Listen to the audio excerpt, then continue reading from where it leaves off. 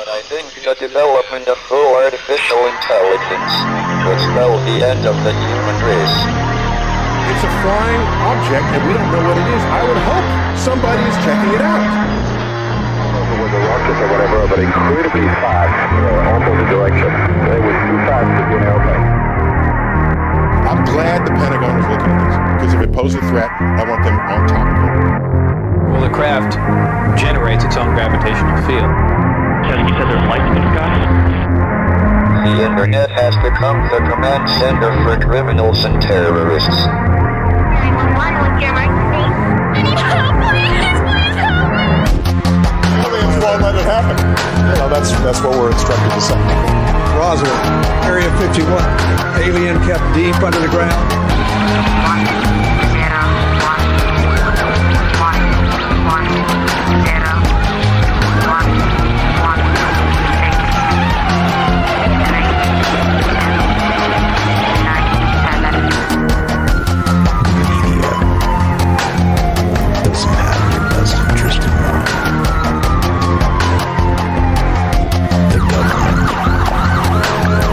self-serving.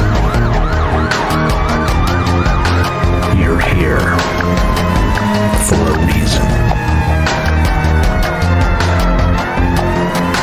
You're listening to Troubled Minds Radio.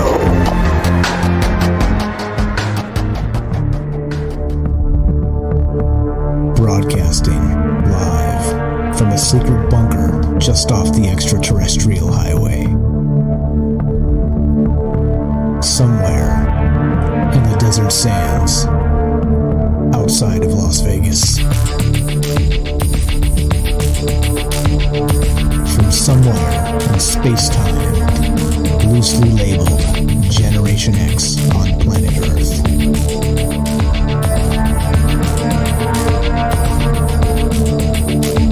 And asking questions of you in earnest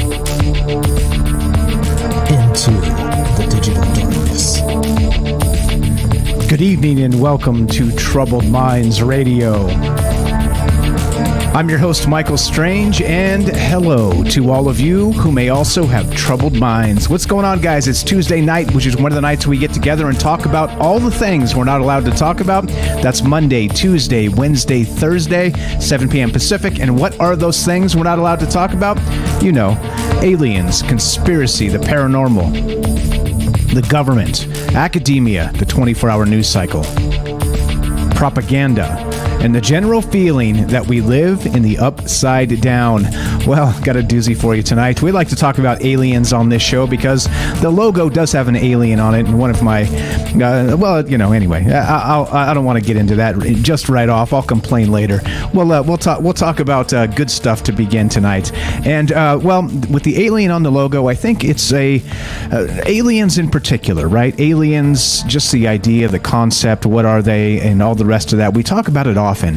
And not just in terms of, well, what an alien is or where they come from, or let's say, what do they want, and even, of course, like some people believe they're here and some people believe they're not. And, there's all spectrum of in between for all of those belief systems, okay? And some people say they're experiencers and they've been abducted. And some people say that there's not a shred of scientific evidence to actually suggest aliens are even real at all.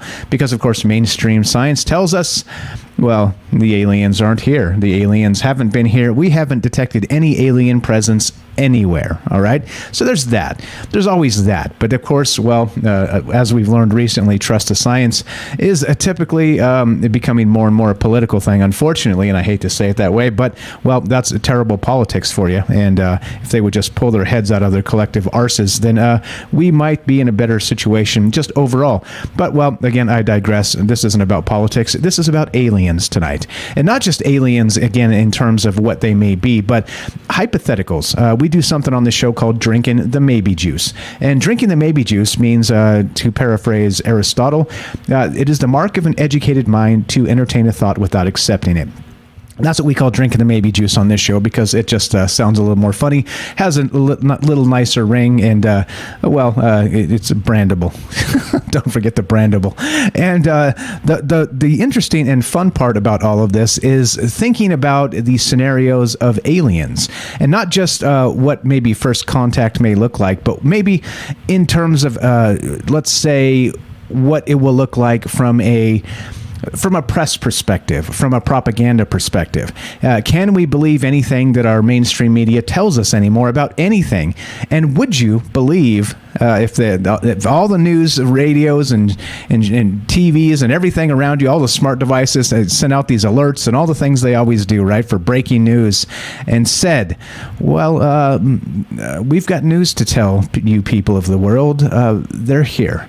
And shelter in place, and get your rice and your beans ready, and please don't shoot.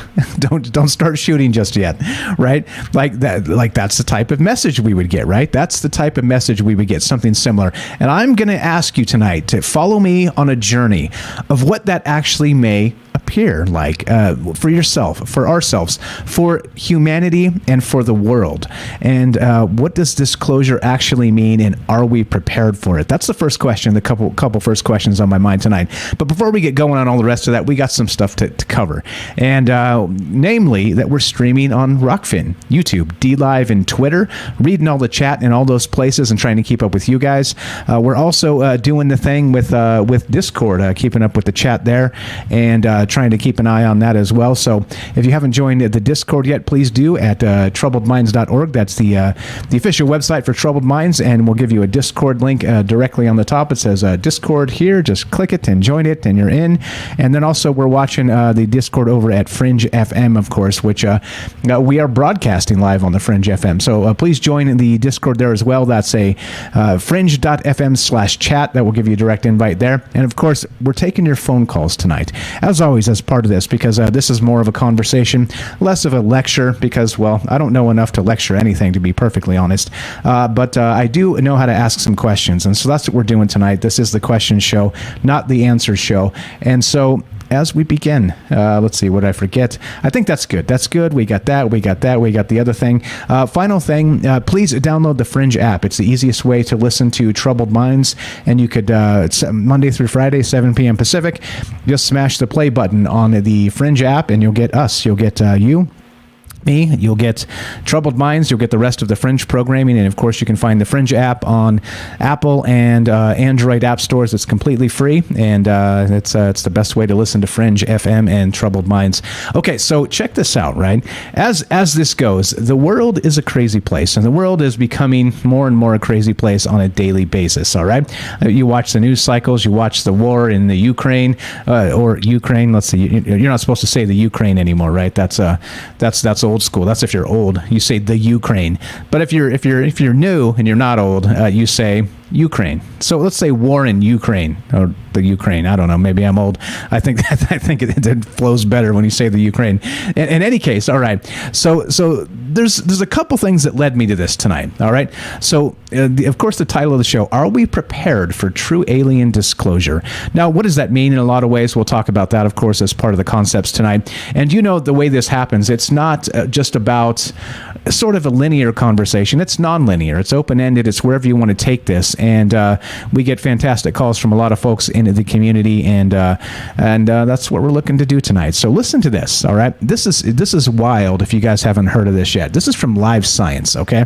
LiveScience.com, and this is for real. This actually happened. And this is when I say, when I start talking in terms of, well, if we actually had some sort of broadcast where they tried to tell us that the aliens were here, and, well, I don't know, let's say they didn't know yet. Maybe they were hostile, maybe they weren't, maybe they hadn't decided yet, maybe diplomacy hadn't happened and it was about to happen. I mean, everybody's going to be freaking out, locked and loaded, all the rest of this stuff, right? The world's going to be changed overnight, that's for sure. But the question becomes, right, is that why they're hiding information from us? Back to Roswell, 1947, and all the rest of that, the National Security Act, of course, Roswell, the crash, the UFO crash was in July. The National Security Act was enacted in September of that very same year, and of course, to kind of batten down the hatches on critical information for national security purposes, right? Because clearly and obviously, if we knew about the aliens, or let's say if they were aliens and they were here and they did crash in Roswell back in 47, well, does that change things? I think it does quite a bit. But what do you think? As always, right? That's just the first kind of list of questions here. But listen to this. This is even more wild. Like, we've talked about the Roswell crash and all kinds of stuff in the past on this show. But look at this. From Live Science, you'll never believe it. An interstellar object exploded over Earth in 2014. Declassified government data reveal. Oh, okay. I guess this is fine. This is fine, right? Let's read a little bit of this. A fireball that blazed through the skies over Papua New Guinea in 2014 was actually a fast-moving object from another star system, according to a recent memo released by the U.S. Space Command. The object, a small meteorite measuring just 1.5 feet across, slammed into Earth's atmosphere on January 8, 2014, after traveling through space at more than 130,000 miles per hour, a speed that far exceeds the average velocity of meteors that orbit within the solar system, according to a 2019 study of the object published in the preprint database ARXIV. All right, here we go. We've got this. Now, this gets even more crazy. The 2019 study argued that the wee meteor's speed, along with the trajectory of its orbit, proved with 99% certainty that the object had originated far beyond our solar system, possibly, quote, from the deep interior of a planetary system or a star in the thick disk of the Milky Way galaxy, the authors wrote. But despite their near certainty, the team's paper was never peer-reviewed or published in a scientific journal, as some of the data needed to verify their calculations was considered classified by the U.S. government, according to Vice. There it is. There it is. All right. In 2014, think about this. We've got an exact date, January 8th, 2014. All right. This happened. Earth got struck by a meteorite from another solar system, right? Elsewhere in the Milky Way galaxy. And you know, when you think in terms of space and how huge and all the rest of this stuff it is, and the orbit of the Earth and all this crazy stuff, right? A direct hit by a 1.5 foot meteorite from another solar system, a direct hit on Earth. Does that seem unlikely to you? That seems like shooting gallery type stuff, like a sniper shot, right? Could we be so lucky or so unlucky, as the case may be? I'm not so sure. So, okay. So now the craziest part is we're talking about this. It's 2022, for crying out loud. This is what? Let me do the math. 1, 2, 3, 4, 6 years later, over 6 years later, and we're hearing about this. And it was something as innocuous as just a 1.5 foot meteorite from another star system that they say exploded and blew up over Papua New Guinea, right? All right. 6 years later, okay? Avi Loeb, of course, of the Harvard astronomy fame, and the guy that talks about light sails and Oumuamua and all the rest of that stuff, and an academic that actually has his eyes to the sky and wants to find some sort of evidence for extraterrestrial life and thinks that it may be closer than many scientists believe. He was one of the ones who actually had this paper written way back in, of course, when was this? 2019. So they had done the math, done the data on this, and said that, you know what, this looks awfully like an interstellar object hit the Earth. And they couldn't verify it because, of course, the data they needed was held back from the government, right? So that it begins this question, all right? The more questions tonight. As we get into this now, if this was the case, now this is literally the trope of all tropes, right? This is the alien invasion trope, right? We get hit by an interstellar object, and of course, if you go all the way back to War of the Worlds in 1898, what happened? It was cylinders from Mars had crashed on Earth, and what happened in these cylinders on Mars from Mars that crashed on Earth? You guessed it. Aliens climbed out and started indiscriminately blasting everybody and everything in their sight. Just straight torching it, right? It was the original scorched earth policy. Well, not really. Let's say alien style. But that's what happened, right? In the 1898 War of the Worlds, okay, the novel.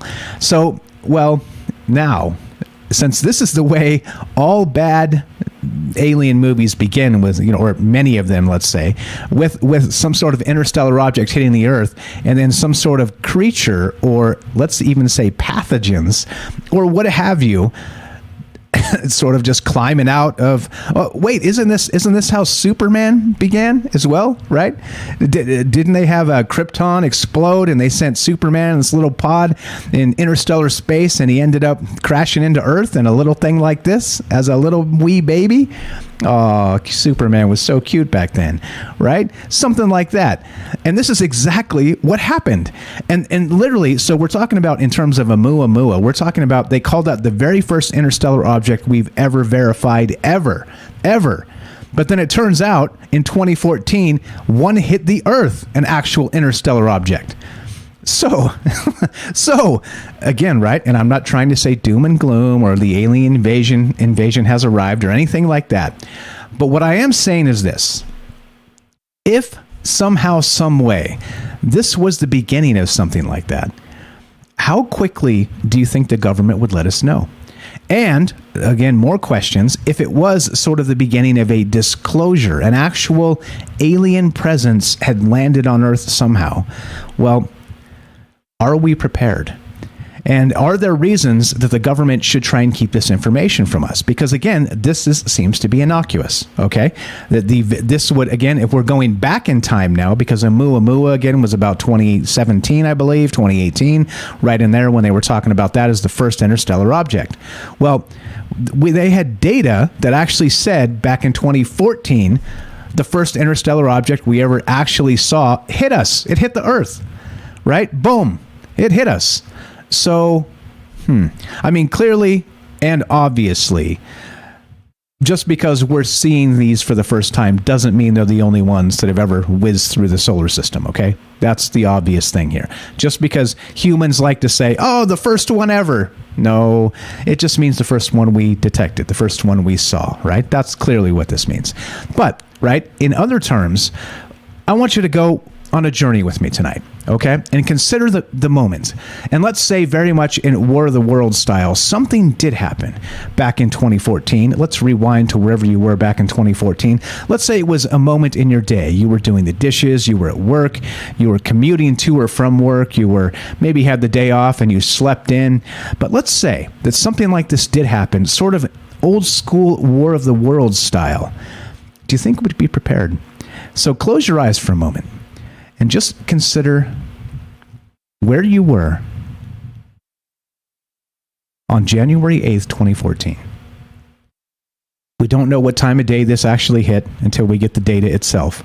But let's say your day is actually interrupted by something very similar to this. Now, this is not an actual broadcast news alert, okay? I want to make sure I'm very clear about that. I don't want people to be jumping out windows like they said about War of the Worlds, anything like that. This is not real. But let's say January 8th, 2014, you're doing the dishes or something. Put yourself in whatever random place you would have been on that day of the week, whatever that day is. I didn't check. It's kind of irrelevant. You choose the moment you hear this straight up on the radio and the TVs blaring exactly this. The following message is being transmitted at the request of the Federal Emergency Management Agency.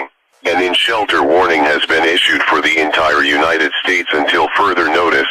All residents are urged to take shelter immediately. The bogies that were spotted on Strategic Air Command radar are now confirmed hostile extraterrestrial aircraft, and have begun a major attack on multiple U.S. cities. Cities that have received the most damage so far include the cities of Los Angeles, New York City, Boston, Miami, Detroit, and Dallas. If you live within these cities or within 1,000 miles, take shelter immediately. Gather enough supplies to last for at least 14 days, such as a first aid kit, perishable food items, MREs, flashlights, a battery-powered radio and water. Do not leave your shelter for any reason until the all-clear has been given. More cities are expected to be attacked within the next 12 hours. The president has put the military at DEFCON 5 and has scrambled military aircraft to attack these extraterrestrial aircraft. Please stay tuned to your local news station for further updates. All radios and televisions will remain on these news stations until further notice. This is WALA 99.5. Repeating, an in-shelter warning has been issued for the entire United States until further notice. Take shelter immediately. Okay, once again, that is not a real message. If you heard that and you snapped your head to, well, what the hell is going on over there? This is not real. I'm asking you to take yourself back to that day in January of 2014, when the first known interstellar object smacked into Earth. And what if this started happening on all the radios and all the televisions? Would you be prepared? Would the world at large be prepared? And more questions, would you trust the information coming from the government? There we go. We got, sorry, Joe, I went a little too long. Let's actually go to Joe in Florida. I'll give him the option. I wanted to make sure I got that out. Let's go to Joe in Florida. Welcome to Troubled Minds. Go right ahead. You got about 3.5 minutes. Hey, no problem. I was actually listening to you and updating my resume.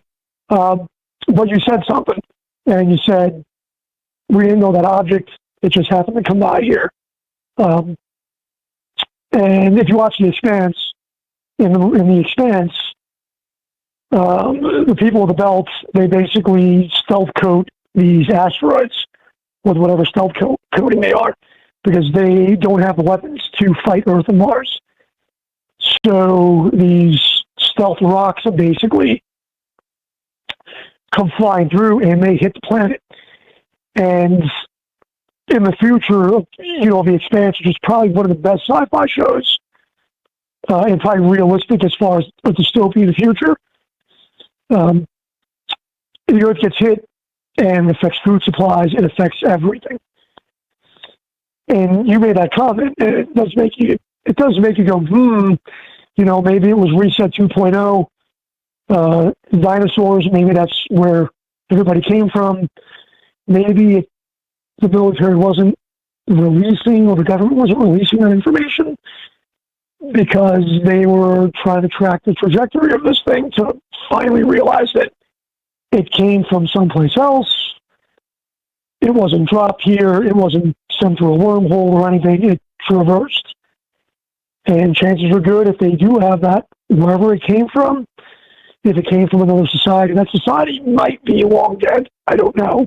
I'm just kind of pulling stuff out. But it's interesting. And again, we've discussed this before. If there is something here, and they said it, we've already had self-disclosure for objects and sightings, nobody really cares because nobody's looking up. Just like that Netflix show, Don't Look Up. Are they commissioning again? I don't know. But every so often we hear about objects, something's closing. I think there was something else today in the news that something else is going to pass by through, but I did see the article you were talking about, and it did confirm that this particular one, I guess, was from out of our solar system, where other things come out of I forget whatever the belt and out of where Pluto's at, and other things are inside our galaxy and they swoop around. This came from someplace else. Kind of makes you wonder about Oiwama and whatever this was, because this came before Oiwama. Oops, I muted myself. It totally did. No, Joe, we're out of time. You want to hang out till after the break? It's up to you. I hated to cut you short. I just didn't want to make you wait. No, it's all right, man. Let somebody else go. Just figured I'd open up the show. All right? Maybe I'll call in later after midnight if I'm up. I appreciate it, bro. Thanks for the call. Joe in Florida. Good stuff. All right. God bless you and the fam. All right. This is Troubled Minds. I'm Michael Strange. We're talking about the idea of disclosure, real alien disclosure. Are we prepared? If you got some sort of message like I played previously, what do you think your reaction would be? 702-957-1037. That's 702-957-1037. This is Troubled Minds. I'm Michael Strange. Don't go anywhere. More after the break.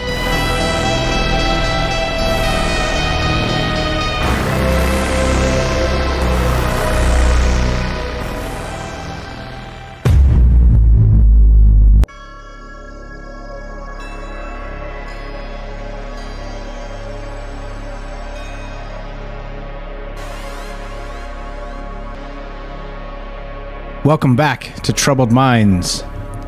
I'm your host, Michael Strange, and we are streaming on Rockfin, YouTube, D-Live, and Twitter, and we are broadcasting live on the Fringe FM. Tonight, we're taking your phone calls as we think about the idea of true alien disclosure. Are you ready? Are we ready as a society, as a planet, and what would be next? Come with me on a journey back to, you got it, January of 2014, when the first known interstellar object smacked into the Earth, and we're just finding out about it right now. The plot thickens, or does it? And so it got me thinking in terms of basically the War of the Worlds. And the War of the Worlds itself, again, back to 1898, and was it Orson Welles, H.G. Wells? I can't remember. I'll pull it up in a second. I'll verify, because I hate to be completely inaccurate. But it was that Wells fellow, let's say. And he wrote the novel based on sort of an alien invasion from Mars, okay? So in those terms, basically every UFO, or not UFO, let's say alien invasion trope or disclosure B-movie sort of thing, began with an impact from an interstellar place, right? And this actually happened in January of 2014 here on Earth. We were struck by a meteorite from an interstellar place, okay? Not this solar system. So, well, what does that mean? How come we're just finding out about it now? Even though Avi Loeb and crew were on it back in 2019, and they were denied the information they needed for national security reasons, I suppose, to actually verify that this thing came from interstellar space.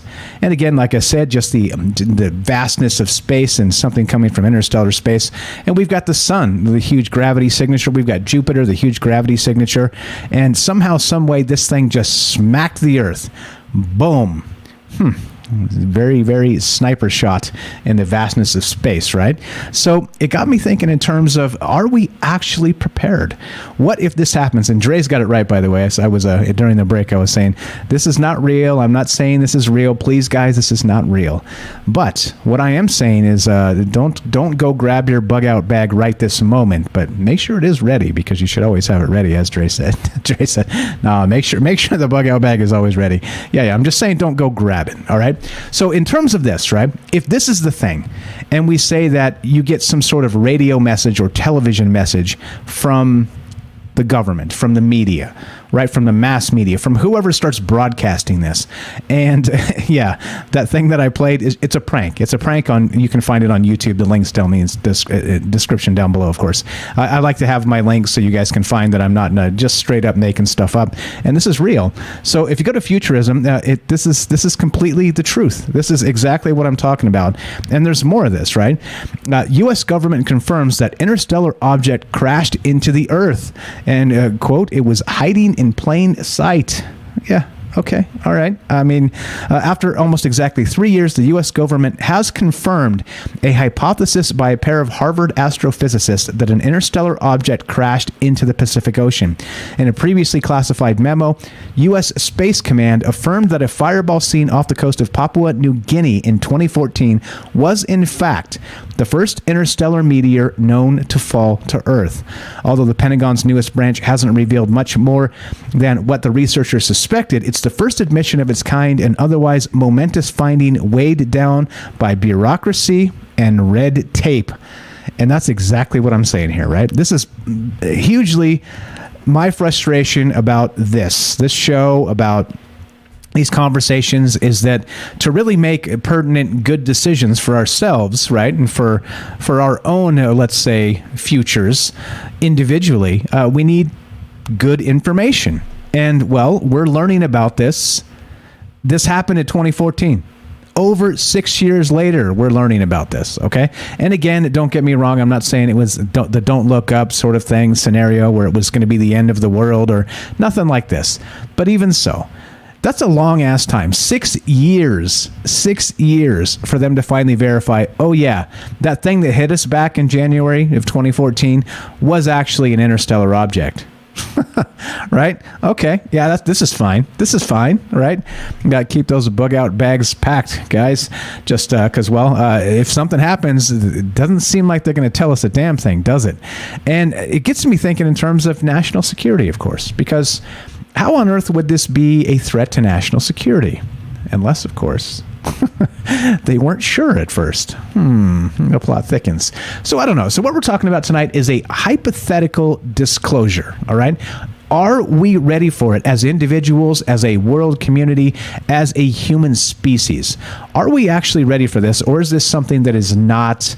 Well, is it like the bedlam that will ensue is, oh, OMG, people will stop paying their taxes, right? Is it that sort of that Armageddon development that the governments fear, right? Is they lose control, or, well, do they use it to gain more control? I guess depending on the scenario, right? Wink, wink, you fill in the blanks. But so I don't know. That's the question on my mind tonight. So if this happened back in 2014, we have this situation happen now where we're just learning about it. Literally, this is breaking news in the last 3 days.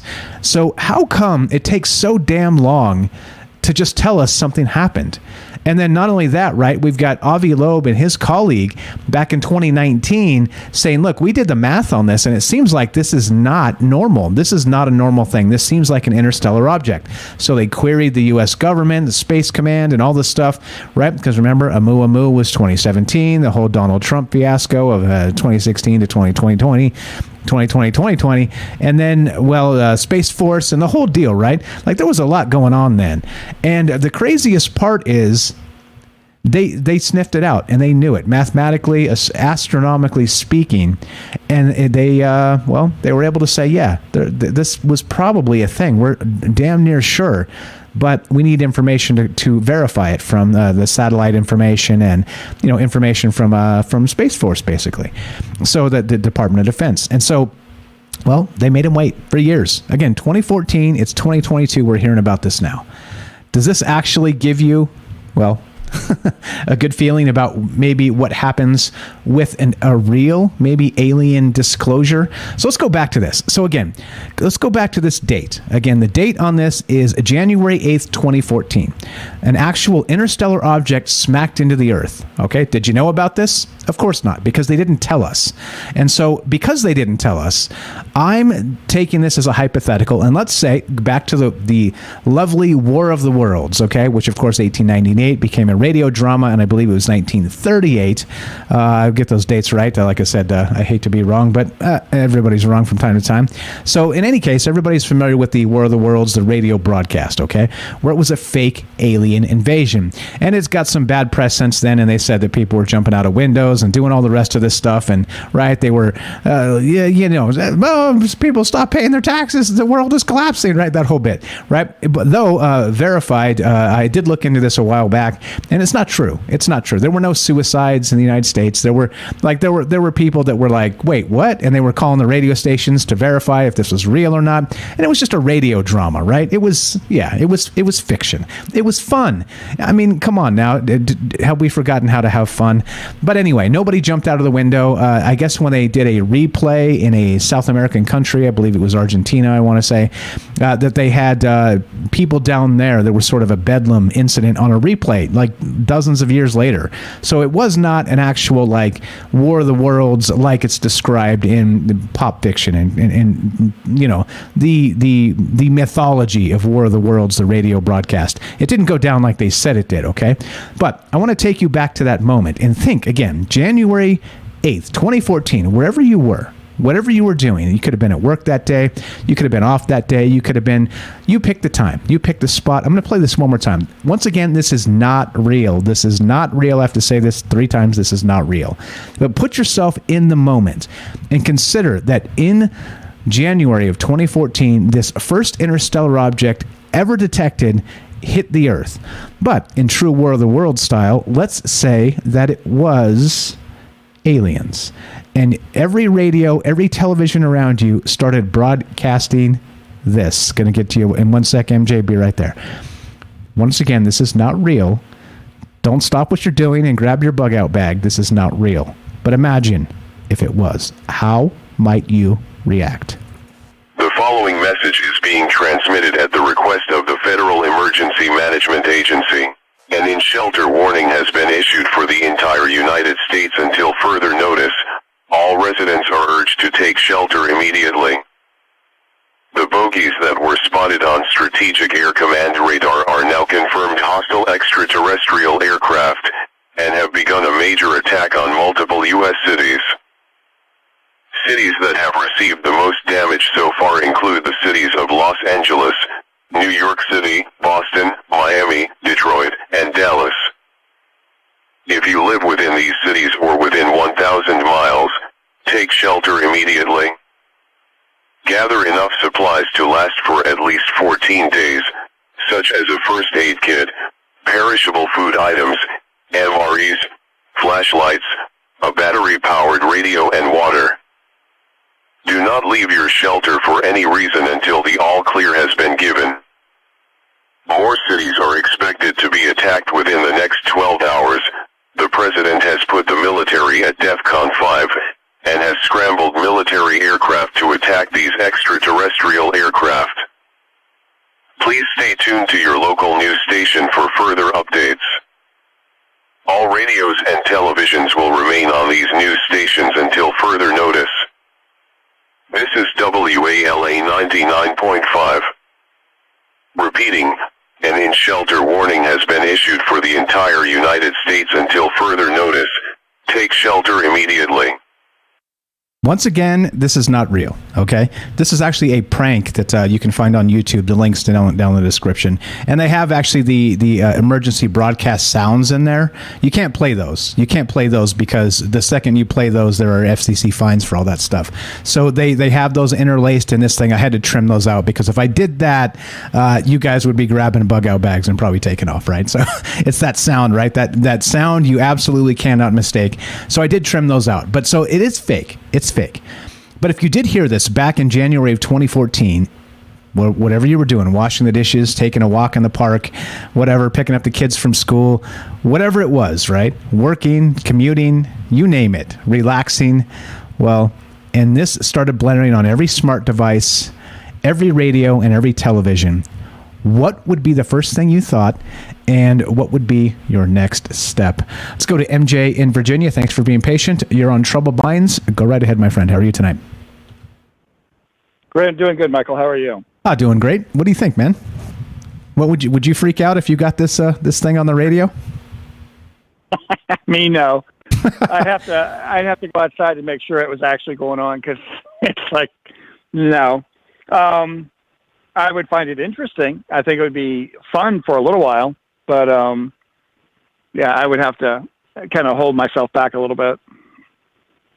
Yeah, so nah. I mean, I think that's the thing, right? Like 2014 was a different time a little bit, but I think since then the erosion of the media and the government trust has probably fallen off quite a bit. And, you know, no fault of our own. It's sort of self-inflicted wounds on their part, in my opinion. But like it kind of it begs another question is like, what level of information would you believe, right? I'm with you. I'd have to step outside and see. I'd be like, look, if the sky's on fire, all right, I'm willing to believe it, right? Well, you know, as much as I've had happen and much as I've seen, I would have to go out and, you know, drive in someplace and see what people are doing. I think the people that are not really attached to reality at this point in time politically might believe it, may not. I don't know. I think there would be too much it'd be kind of like they're trying to use it as an excuse to power up something else. You know what I mean? And if it's going to be that kind of an attack, you know, I don't know. I'd have to wait and see. Part of the reason I called in, and because of the show, I had a sighting outside on the back of my property yesterday morning at 10:30 a.m. And I was watching the birds fly around. We have like turkey buzzards out here, so I like to fly around, I like to watch them. And all of a sudden, this black object made a beeline across the sky, horizontal, straight line from southwest to northeast. And I'm watching it, and I'm thinking, then it flew right close to the turkey buzzards. I mean, they're not small birds. And it went flying by, and I realized it's making a beeline. And on top of that, there's no noise whatsoever. And on top of that, it's black. And it looked like it was orbiting instead of flying, like it was doing a really super low orbit. Like it was only about 800 feet up. So you started the show tonight, so we might be well on our way to it. I don't know.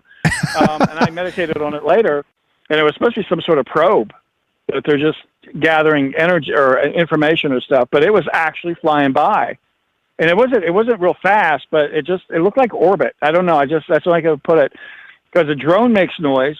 I don't care what, it has a propulsion system, so it makes some sort of noise, propeller. And you would, at 800 feet, because I have a drone, I can fly it up to 800 feet and you can hear it. You can't see it, but you can hear it. That one buzzing by and you couldn't hear a thing. It was quiet. Okay, so meaning that this is not a drone as far as your professional opinion is, and you owning drones, this is something else. So are you saying that maybe we should be playing this little prank clip for real? What's going on, MJ? You got something to tell us, my friend? Well, maybe so. I don't know. Well, this actually goes back to a sighting I had back in 1994. And I didn't want to take too much time up, but long story short, it was a 6-week period.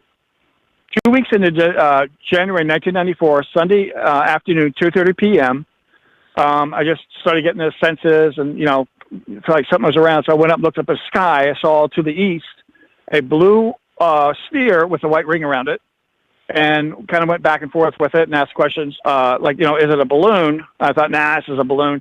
So 3 balloons tied together came floating by instantly. They just came floating by as soon as I thought that. Passed it, not a balloon. Then these clouds were coming up because I was afraid I was going to lose sight of it, because you had to shift up consciously to see this one. It was pretty hard. Came floating by. I thought, God, I'm going to lose it. The clouds are coming. Clouds covered it. It turned orange. And as soon as the clouds came off of it, it went back to blue, right? Okay. And I looked down, and I knew to look down. When I looked up, it was going to be gone. It's gone. 2 weeks later, 2:30 p.m. in the afternoon, Sunday, every Sunday, I got irritated, and I thought, okay, I kept walking around like, what do you want? What do you want? So I went and looked up at the sky. Due north of me, I saw an orange orb, or a sphere, however you want to look at it, just sitting there, and it was like, couldn't get anything off of it. And so same thing process, but it was easier to see, so you didn't have to shift up so much in consciousness to see it. So I look down, look up, it's gone. Again, 2 weeks later, 2:30 p.m. in the afternoon on a Sunday, I was irritated as hell. And I just walk around screaming. I had a little mother-in-law cottage, so I'm screaming inside, like, get away from me. I don't, what do you want? So I walked outside, I looked to the northwest, and there was a black sphere sitting there. And you could clearly see it, and I didn't have to shift up to see it. It'd be like looking at a car or a building, in our time frame, in our 3G, whatever in dimension. Looked at it, started making fun of it, and I said, "You're not real, because you're not even moving. You're just sitting there." So it started moving around, and you could see the heat waves coming off of it. So great, I watched. And I was like, "Okay, I got something." So it just sort of meandered off to the southwest. And but it reacted to you. What I got from it was, it actually reacted to you, though. Yeah. Okay. I was pissed. I get so pissed. All right. Go ahead. Sorry to interrupt. Go ahead. I think there's a knowing inside me that I know who it is or what's going on, and I just get irritated because you're not supposed to be bothering me. I'm down here for different reasons. Leave me alone. So it went floating off to the southwest. So I did a meditation on that one particular. And what it was a probe. It was observing, and it was in the meditation I had, it was like going through all this debris. Houses were blown up. I mean, everything was a mess. Buildings were down. and it was going along, and it saw a mannequin on the ground, so it kind of buzzed over real quick to see the man. Oh, okay, that's not a human, it's just a mannequin, and it moved on. When I saw that thing yesterday morning, I thought, oh my God, because it was the exact same thing. The exact same thing. And it was moving. It wasn't, it took like, let's say in the sky, it would have been maybe a good 3/4 of a mile. It was like within 2 minutes gone. And you could see it, and it flew by the turkey buzzards. It's black, they're black, but it was making a nice horizontal line, straight, it was just beeline to the northeast. Okay, so what do you think is going on then? You think it is related to some of the stuff we're talking about, or not related at all? It's at this point in time, I think something's going on. I think we're being observed as to what's going to happen down here. I think there are groups down here that are watching to see what's happened. The reason they shut off nuclear weapons is because they don't want our trash out in their backyard, and that's all that is. They're not trying to protect us. They don't want sending that stuff up in case we hit one of them. We can blow anything up we want here, for one. Two, I don't think they want us to mess up their DNA projects. I think that's part of the reason why they stopped some of that, because they're not ready to give that up yet. So they have some invested interest as to what's going on around here. Because, like I said before, the planet is a petri dish. It's just 100% DNA, reproduction. Everything is. Even the dirt is reproduction. The microorganisms in the dirt is reproduction. So this planet is just teeming with life. And I think that's why they have an interest in it, and they can manipulate the life that they want. Too, so they don't want that. But that was a definite probe. I mean, it was like gathering information as it went along. So I think there's something to it. As far as them being here and going to take over, I don't know. I don't see it happening right away, but there might be certain sections that they might just sort of grab and go with. I mean, there's so much going on now that we're not paying enough attention to it to even know. Yeah, or again, we have a 6-year delay on reporting from the government. I mean, hey, you know what, government? If you fail to tell me the aliens are here, but I got like a 6-legger trying to kick in my door, well, it's too late. I already know. We already know, right? I mean, come on. At some point, it's ridiculous. Like the delay in reporting is just ridiculous. They could have, in this case, this could have been declassified way early on. Like this was not like some hypersonic threat from Alpha Centauri, for crying out loud. I mean, come on, people. Yeah, you know my frustration with the government. We got about a minute left for you, my friend. What is your final thought on this? What would you do if you heard this on the radio? Like you said, you'd look outside. What would be your next step if it was real? Probably go to the grocery store and pack up on food and whatever else I needed. Just kind of do it quietly, but get it done. And just kind of wait and see. I mean, I'm out in the country, so I don't think they'll be around here. And if they came around, I'd have a couple of words for them. Tell them off. You tell them, MJ. Don't let them come and just invade for no damn good reason. Make sure you give them a piece of your mind. You're the best. You're the best, MJ. Great stuff as always. I appreciate the phone call. Appreciate you listening. MJ, a friend of mine, friend of the show's. Always a pleasure. Have a great night, bro. All right, you too, bye. Thanks a lot. There you go. So that's the question tonight. Good stuff from MJ. If we get to this situation where we actually have this disclosure, an alien disclosure, again, back in 2014, we had the first interstellar object hit the Earth. It hit the Earth. And we're learning about it now, 6 years later.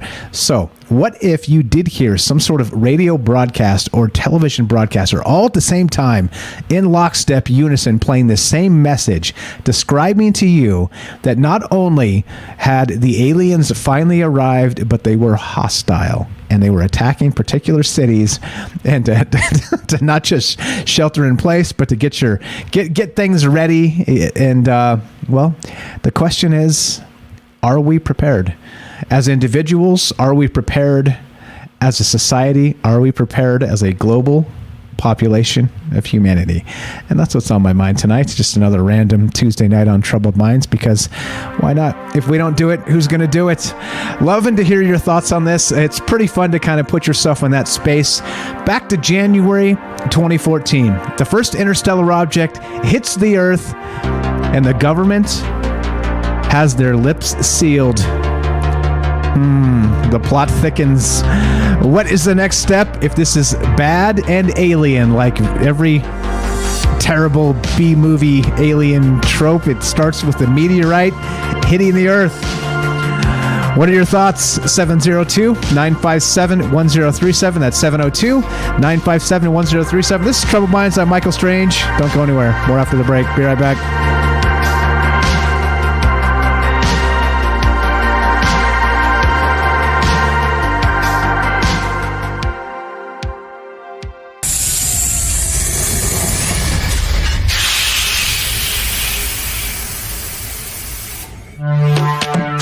We are talking about the alien abduction phenomenon. The aliens are looking through your eyes and they're accessing your optic nerve. I'm doing this. And through that optic nerve, they're transferring to your brain. People random images as they traverse neurons in the brain. So all right. So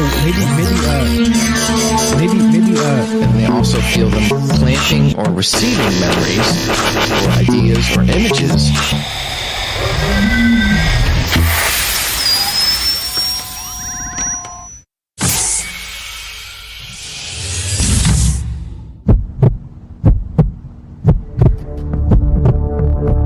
Broadcasting live from a secret bunker just off the extraterrestrial highway. Somewhere in the desert sands outside of Las Vegas.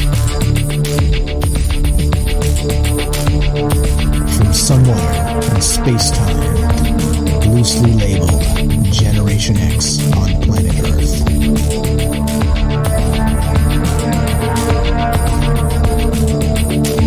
And asking questions of you in earnest into the digital darkness. Yo ho, yo ho. Welcome to Troubled Minds Radio. I'm your host, Michael Strange, and hello to all of you who may also have troubled minds. What's going on, guys? It's Tuesday night, which is one of the nights we get together and talk about all the things we're not allowed to talk about. Monday, Tuesday, Wednesday, Thursday at 7 p.m. Pacific. What are those things, you may wonder? Aliens, conspiracy, the paranormal, the government, academia, the 24-hour news cycle, propaganda, and the general feeling that we live in the upside down. Of course, we are streaming on Rockfin, YouTube, D-Live, and Twitter, and broadcasting live on the Fringe FM. And we're taking your phone calls as we discuss the idea of a hypothetical alien invasion. Put yourself back to a day in January of 2014 when, of course, we're just finding out now that just now, literally 2 days ago, 1 day ago, we find out now that in January of 2014, the first interstellar object actually hit the Earth.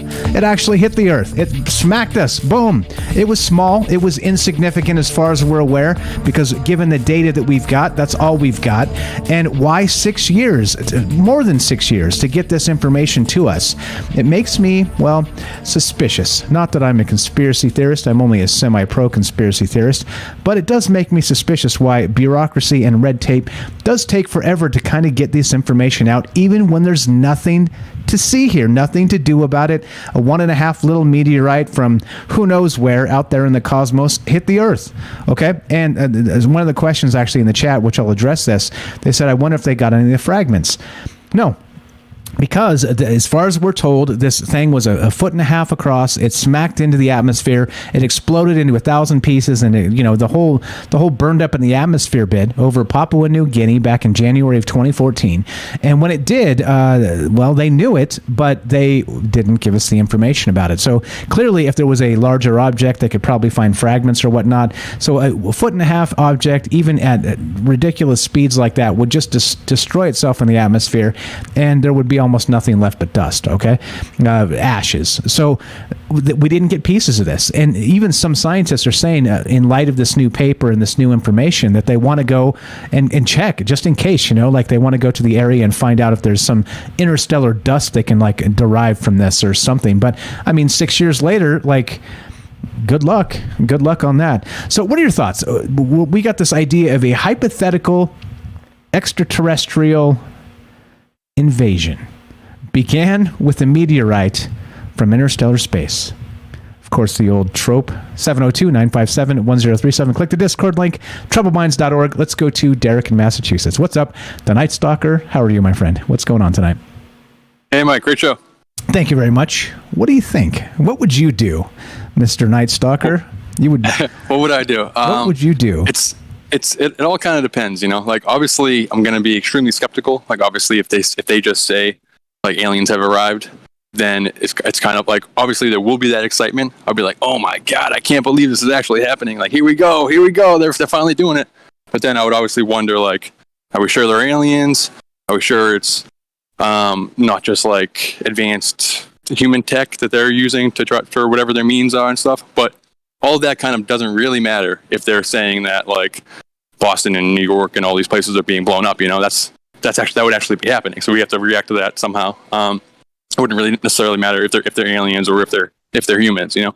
So hopefully I would be in the supermarket, because like as soon as they announce that, as soon as you make that announcement, it's absolute chaos. Just chaos will just start immediately, and people will just storm the supermarket. So for 2012, I think I mentioned this the other day in the voice chat, but I was like kind of convinced, or not convinced, but I was like expecting something to happen on December 21st, 2012. I didn't think the end of the world would actually happen. I didn't think like the Mayan calendar predicted the end of the world, but I was like peak conspiracy minded at this point. I was like crazier than I am now. And so I was thinking, they're just hitting us with an insane amount of propaganda about 2012. Like it's before Ancient Aliens really got massive. And it was all over Discovery Channel, all over History Channel, the 2012 movie, all the kind of stuff. So I was like, they're just telling us that this is going to happen so they can do something. They can do this Georgia Guidestone style culling, or they can do their New World Order type stuff and just say it was the end of the world. And so that way we don't turn against the government. We actually like try to embrace them again to save us. Like, we need you guys, that kind of thing. So a day I requested to work a 24-hour shift in the supermarket, because my idea is like, I'm absolutely screwed if something happens. Like, I'm not prepared for anything. I'm mentally prepared, but I don't have like food storages. I don't have weapons. I don't have any of that stuff. So I can't like fight my way into the supermarket. As soon as that thing comes on the TV, everyone is just storming it. It's just going to be a zombie apocalypse running to the store. So my best bet is to be already in the store, grab like a week's worth of stuff in my hands, run up to the top, hide, and then nobody knows the store better than me. Try to like take everybody out from the inside, you know, kind of like Rambo style, more so than by like brute force, because I wouldn't have it at the time. I wouldn't be able to compete with like AK-47s and that kind of stuff. But yeah, so there's that. And then hopefully, if it's, let's say it's not humans, let's say there's no lie, let's say these things are actually from space or from some portal or whatever, but it is a hostile force that the powers that be are not in cahoots with, or not planning, they're not involved with. So let's hope that we were right all these years about the breakaway of civilization. Let's hope we were right about this advanced tech, and that when they make this announcement, or I don't know, like if they make the announcement, it makes me think that this isn't going to happen. Well, let's just maybe this stuff happens all the time, and they just don't tell us because they've taken care of it under the radar, you know? So hopefully, if something comes down and collides and blows up Boston or whatever, they'll say, hey, everybody, attention, I can make an announcement. Aliens are real. They're invading right now. We've known about it for a while, but have no fear. We tried to keep it under the radar because of the pandemonium that's happening as we speak. But don't worry, we prepared for this. We got this. And all of a sudden, some big trap door in Mount Rushmore, like Washington's face opens up, his mouth opens up, and a giant laser comes out and starts shooting spaceships and stuff. Or like they have like a big horde of like those robot dogs and stuff just like storm out of some mountain, just thousands of them. Or they have their own spaceships, and it's like, we got this. We've been lying to you for a long time, but it's to prepare you for this. Like, you're welcome, conspiracy theorists. Like, you were wrong the whole time. We're actually on your side. That's the ideal scenario, that they take care of it.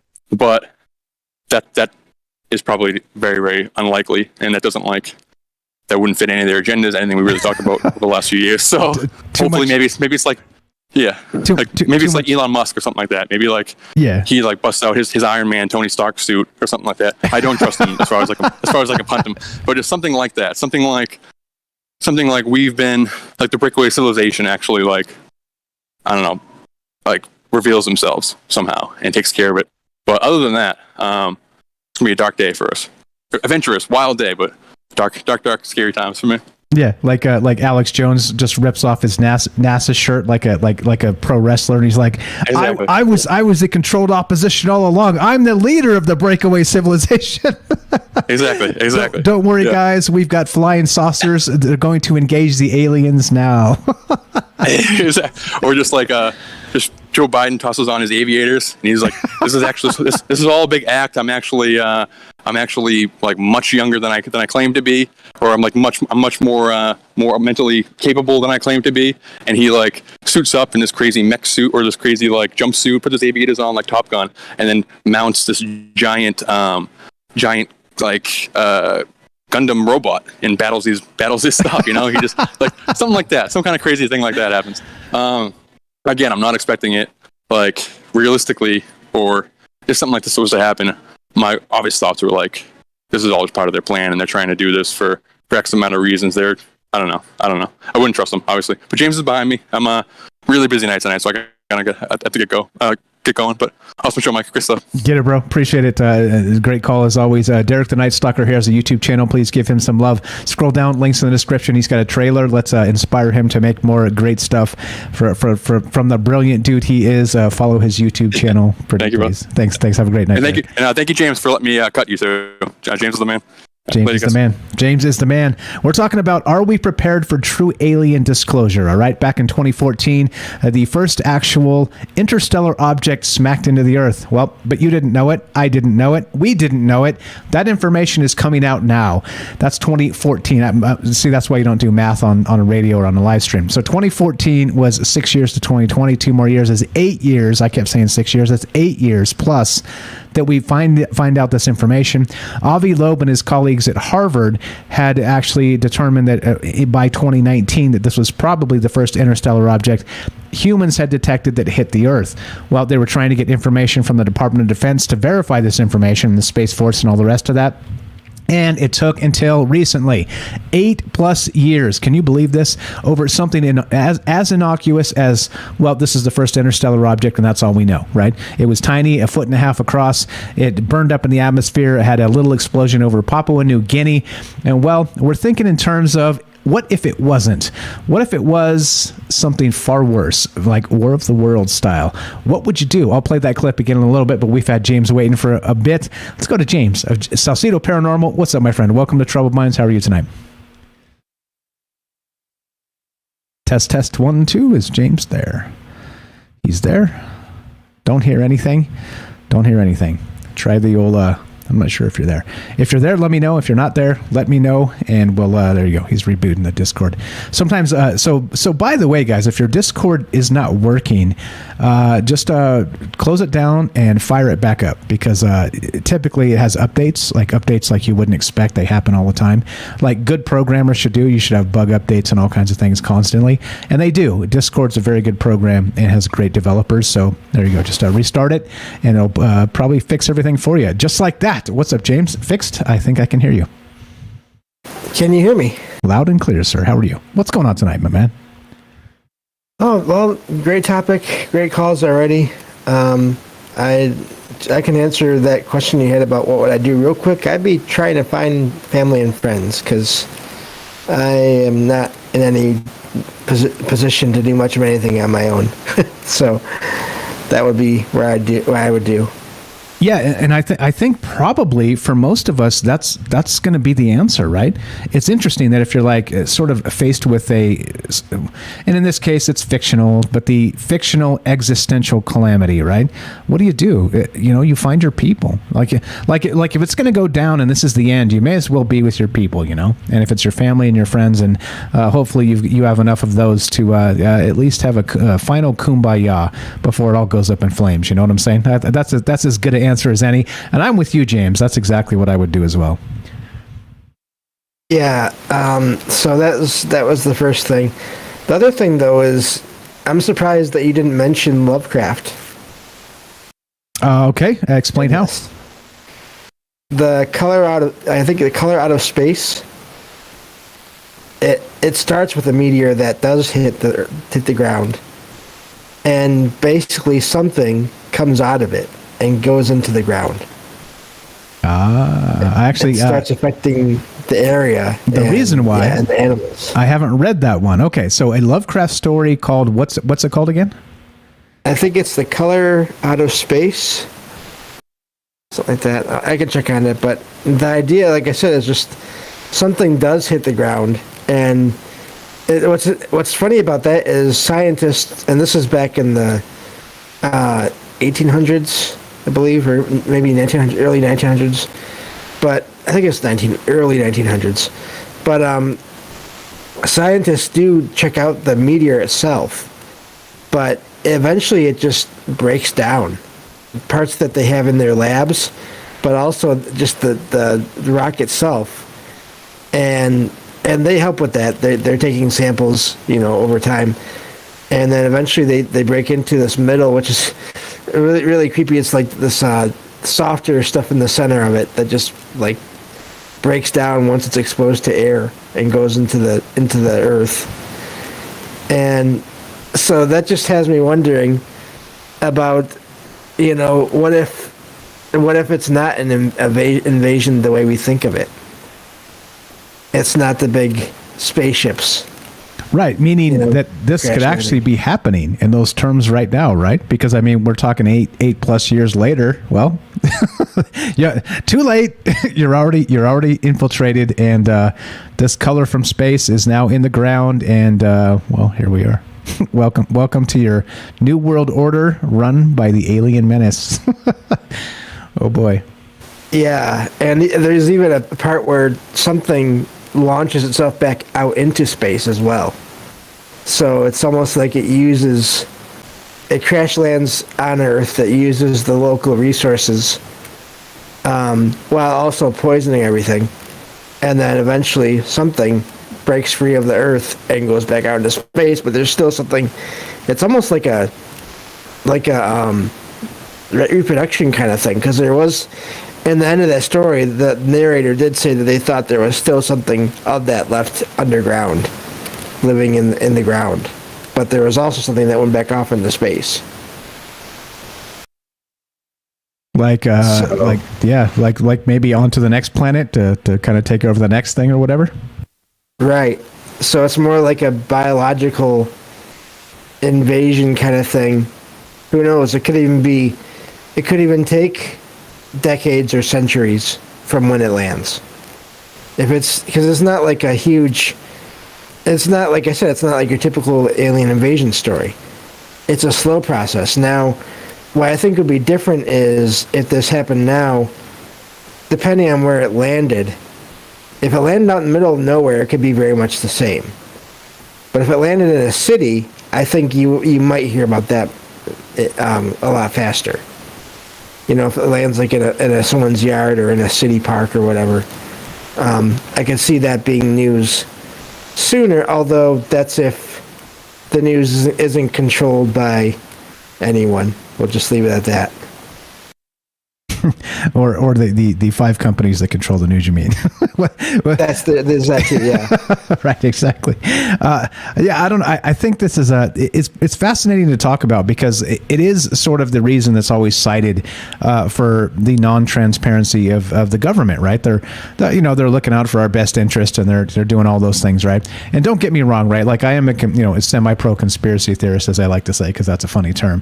But in those terms, though, like there are good people in the government. Okay, it's just it seems like always the weasels and the rapscallions and the what's another, the unsavories raise they let's say in the real world, right? Like, ideally the cream would rise to the top. In the government world, it seems like the brown froth seems to rise to the top, and so we end up or gets elected, and so we end up dealing with that.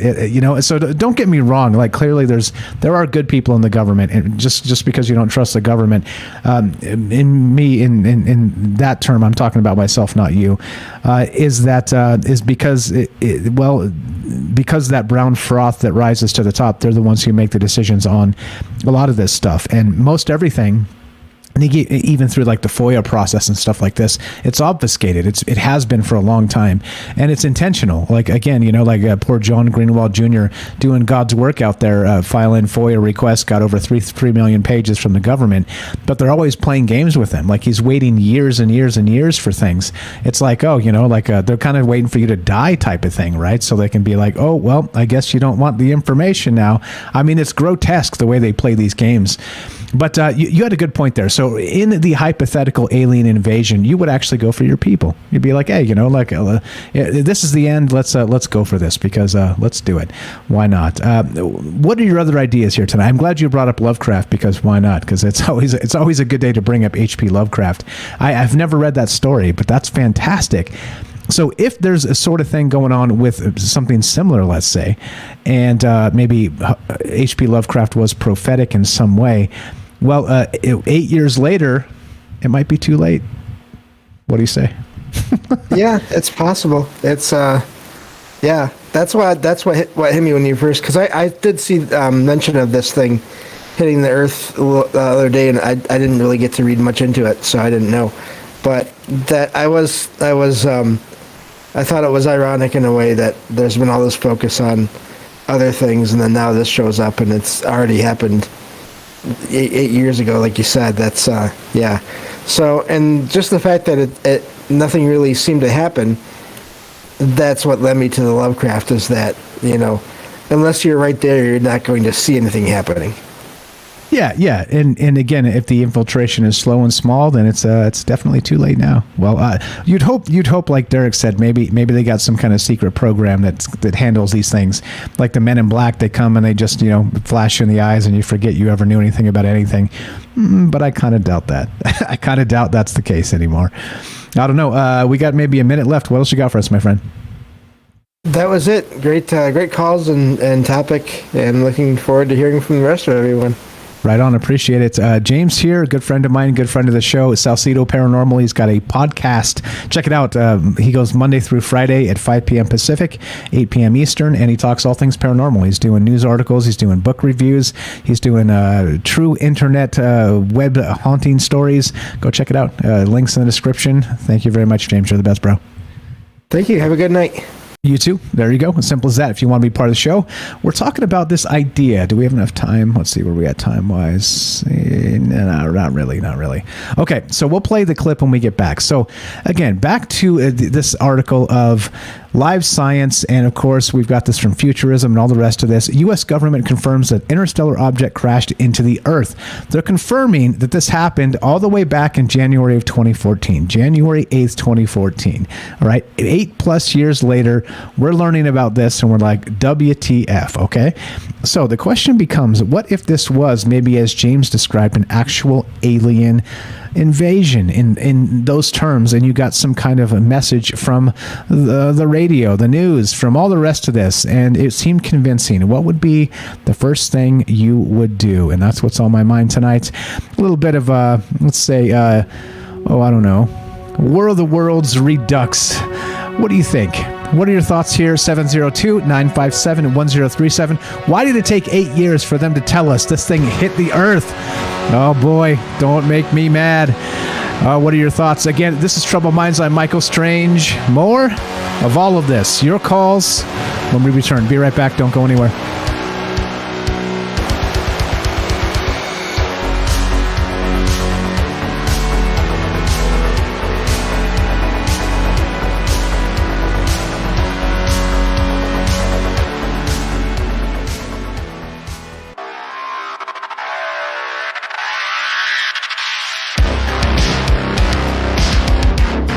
Welcome back to Troubled Minds. I'm your host, Michael Strange, and we are streaming on Rockfin, YouTube, DLive, and Twitter, and we are broadcasting live on the Fringe FM.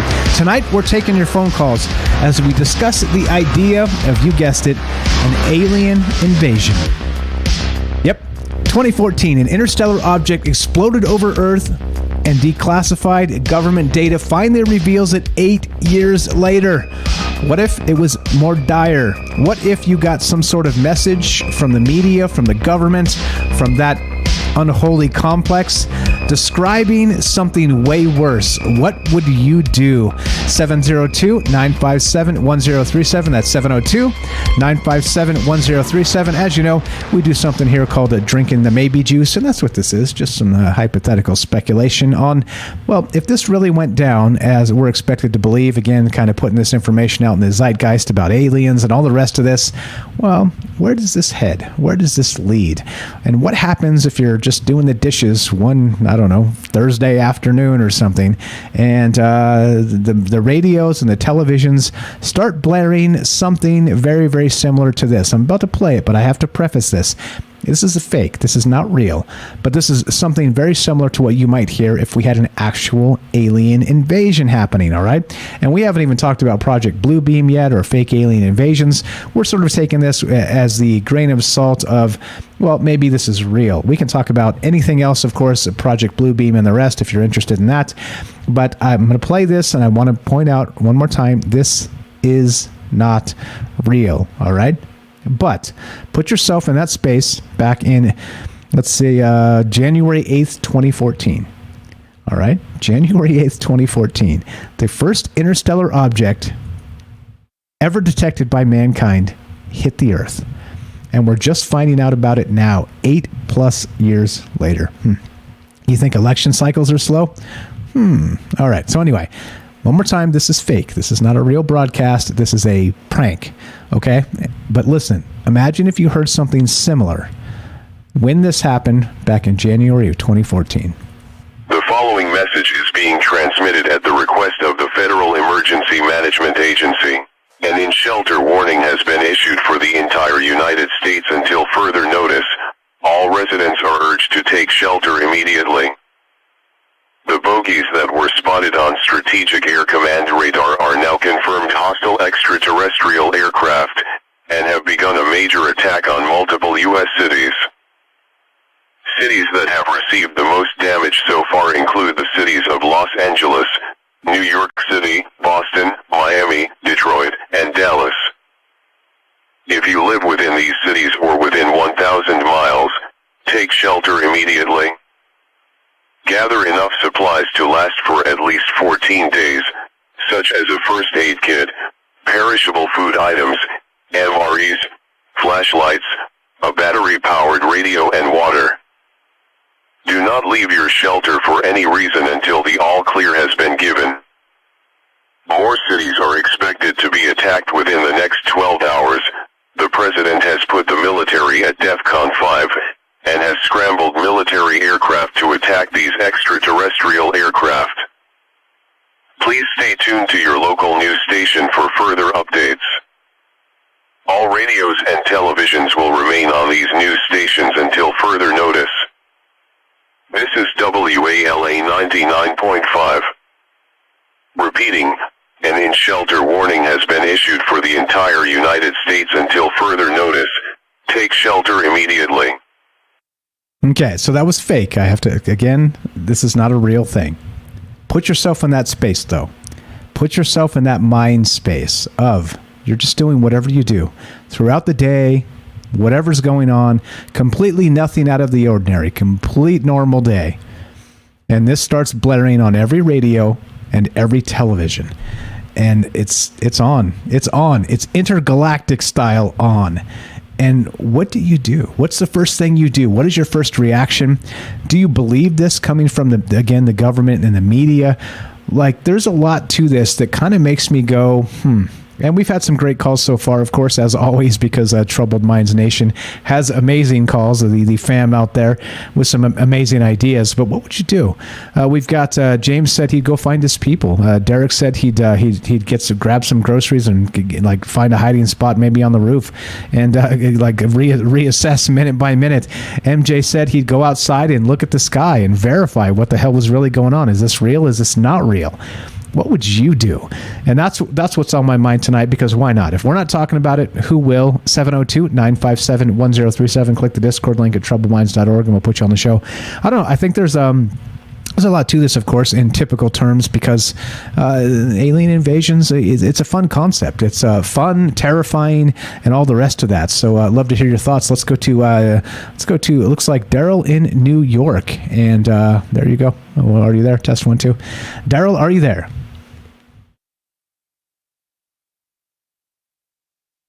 Test 1, 2. Test 1, 2. Maybe restart the Discord. Restart the Discord. And can you hear me? Yeah, I hear you. Welcome to Troubled Minds. Go right ahead. What are your thoughts here? And we'll see what's up. What's going on, Daryl? Let me look at my notes. Okay, first thing I would do on Twitter, the buzzes, Rogan or alternative. You're cutting out a little bit, Daryl. You're cutting out just a smidge. Could you get close to the microphone or maybe speak up a little bit? And is this better? It seems to be. Go right ahead, please. On alternative, what the buzz is, Twitter, Rogan, Odyssey, Finn before it's news. I would look on the live webcam. They said, well, okay, Daryl, you're cutting out. It's difficult to hear what you're saying. Could you do me a favor and maybe restart Discord and come back and try again? I'll get that. Please get that figured, because we can't go with like every third word being audible. So please reboot Discord, come back. I'm going to go to Ash, and then we'll go right back to you as soon as we can test this and get this figured out. Thanks for being patient with the technology. Sometimes it sucks. Okay, so we're looking to hear from you. Sorry about that, Daryl. Technology is what it is, and here we are. It happens to me as well. So don't be concerned. Okay, so let's go to go. Let's go to, so we're looking to hear your thoughts on this, all right? This idea of this alien invasion, right? Would you believe the information coming from the government? Would you believe it coming from the media? And what would you do first if you believed it? Again, MJ said he'd step outside and look at the sky to see. I'm with him. James said he'd go find his people. I'm with him. I agree. And Night Stalker would go guerrilla warfare and hoard the groceries and all the rest of that. And I agree with him as well. Like, all those things are like things we should be doing and thinking about. But what would you do? One more time, 702-957-1037. Sorry about that, Daryl. We'll get back to you in just a moment. Let's go to Ash on Mars. What's up, Ash? Are you there? Test 1, 2. Don't even bother doing anything, because the takeover is inevitable. Uh-oh. Is the Discord not you guys? It's me? What's going on? You're cutting out. I think it's me. Testing 1, 2. It's me. It's okay, me. That's better. Hello? That's better. Yeah, that's better. Hi. All right. Go ahead. All right. That's better. So all right. So don't even try and well, what's the Star Trek? What does the Borg say? It's inevitable. Resistance is futile. There you go. Resistance is futile. I don't even watch that show, but it's beautiful. Speaking of the Borg, remember we did that show? A lot of these aliens seem like some of these different factions are sort of Borg-like. They have, they do their thing, and they're called a collective. That's the word for it, but it's basically Borg. You gotta love the collective. Yeah. Gotta love the collective. I'm not sure how much you've been listening to, but did you hear the fake broadcast of the alien invasion? I didn't. You know what? If I did hear something like that, I would just run out of my apartment butt naked. I just go wild. Just go wild. It's reptilians gone wild. It's like a little over a minute. You want to hear it? It's a little bit terrifying. Sure. I mean, there would be a lot of, cursing and saying, I told you so. Be a lot of that. A lot of apologies. I wouldn't, I want some apologies. That's the first thing I'd do. I'd start calling the naysayers and demand apologies on the telephone as the alien invasion was happening. Oh, yeah, Mick West. I'd be like, oh, Mick West, what's that? Hey, can you what is it, a bird, Nick West? Oh, you're dead? Oh, the aliens killed you? Oh, that sucks. You should have prepared. Hypothetically, we don't want anybody dead. All right, here we go. I'm going to play this. No, I don't want them. I just want them wrong. Right. That's all. I want them wrong. All right, here we go. This is what you hear. Again, we're going back to January of 2018, and this is for real. This part is for real. A fireball blazed over the skies of Papua New Guinea in 2014 was actually a fast-moving object from another star system. They're just telling us about this now, right? It hit way back in January of 2014. We're learning about it 8+ years later, and this is my hypothetical alien invasion, and I have to say, this is fake. This is fake. This is fake. This is not real. But imagine in that moment, you're doing the dishes or something, going to school, going to work, whatever, and you hear this. This is what we're talking about tonight. The following message is being transmitted at the request of the Federal Emergency Management Agency. An in-shelter warning has been issued for the entire United States until further notice. All residents are urged to take shelter immediately. The bogies that were spotted on Strategic Air Command radar are now confirmed hostile extraterrestrial aircraft, and have begun a major attack on multiple U.S. cities. Cities that have received the most damage so far include the cities of Los Angeles, New York City, Boston, Miami, Detroit, and Dallas. If you live within these cities or within 1,000 miles, take shelter immediately. Gather enough supplies to last for at least 14 days, such as a first aid kit, perishable food items, MREs, flashlights, a battery-powered radio, and water. Do not leave your shelter for any reason until the all-clear has been given. More cities are expected to be attacked within the next 12 hours. The president has put the military at DEFCON 5. Okay, I'm gonna kill. There's a little bit more, but you get the idea. Gonna kill your echo. Go right ahead. What's your first take there? If you're listening, you're doing the dishes or something, you're driving around, like swinging through a drive-thru to pick up an ice cream or something, and like this blares on the radio. What's your first idea? What are you gonna do, Ash? There's a bomb on a bus. What do you do? Honestly, if aliens are actually attacking, and then it's 100% a false flag by our own New World Order, governments, whatever it is. It's humans, because the technology that is discussed is so powerful that aliens won't even bother fighting, because they'll destroy the planet. There'll be nothing to fight over. And this planet has a lot of value in a lot of different ways. So I would know it's just a false flag being, and it just, are you close enough or aren't you? And in any false flag, they're going to minimize the damage. Society's going to keep going and all that kind of stuff. It's just kind of probably like New World Order. I don't know. I know that's a pretty not fun answer. I know you're expecting I'm gonna poop my pants and set myself on fire and run around in circles. that would all be fine. I mean, those would not be first choices of mine, but I guess that's fine. That's totally help fine. me, Tom Cruise. Right. Where's Bruce Willis? We do have those. Oh, right. Yeah, to fight the aliens or right. Or yeah. We're supposedly having food shortages soon. And I'm getting a little bit of apocalyptic vibes, again, kind of like around COVID time. So just press it. Don't go crazy and go buy a bunch of food, because we all do that. Then we basically cause a shortage. But if you got the chance, buy some of them canned goods right now, because if there is no food shortage, right, there is no issue. But if 10% of people, 5% of people go out and stock up, it's going to be shortages, right? And there's all the logistic issues through the canals. So anyway, if you're listening to the show, you guys are great. I love your show, Mike. I love your viewers. So that's a little tip. Just go stock up a little bit of food. I think worst case for us, things are just going to get more expensive, and you're just not going to have certain things. They're not going to be available. But in some other countries, they're going to have it rough, like China and different things like that. So, but anyway, Yeah, alien invasion. Mike, I got so much stuff here, man. I mean, go. We got about. What do you mean minutes. go? You could just leave, bro. I'll just. How long you want me to be on? I could just keep talking forever. I have so much. You're welcome to stay. And by the way, you guys, so you know, like if I kick you off the phone, you guys know the drill. The phone costs money, so if you want to like get into Discord, and you're all welcome to pop in here and stay and chime in whenever. You can stay as long as you want because again, we go a third hour off the air and all the rest of that. So for sure, if you got stuff, go get into your list. You got about 8 minutes now.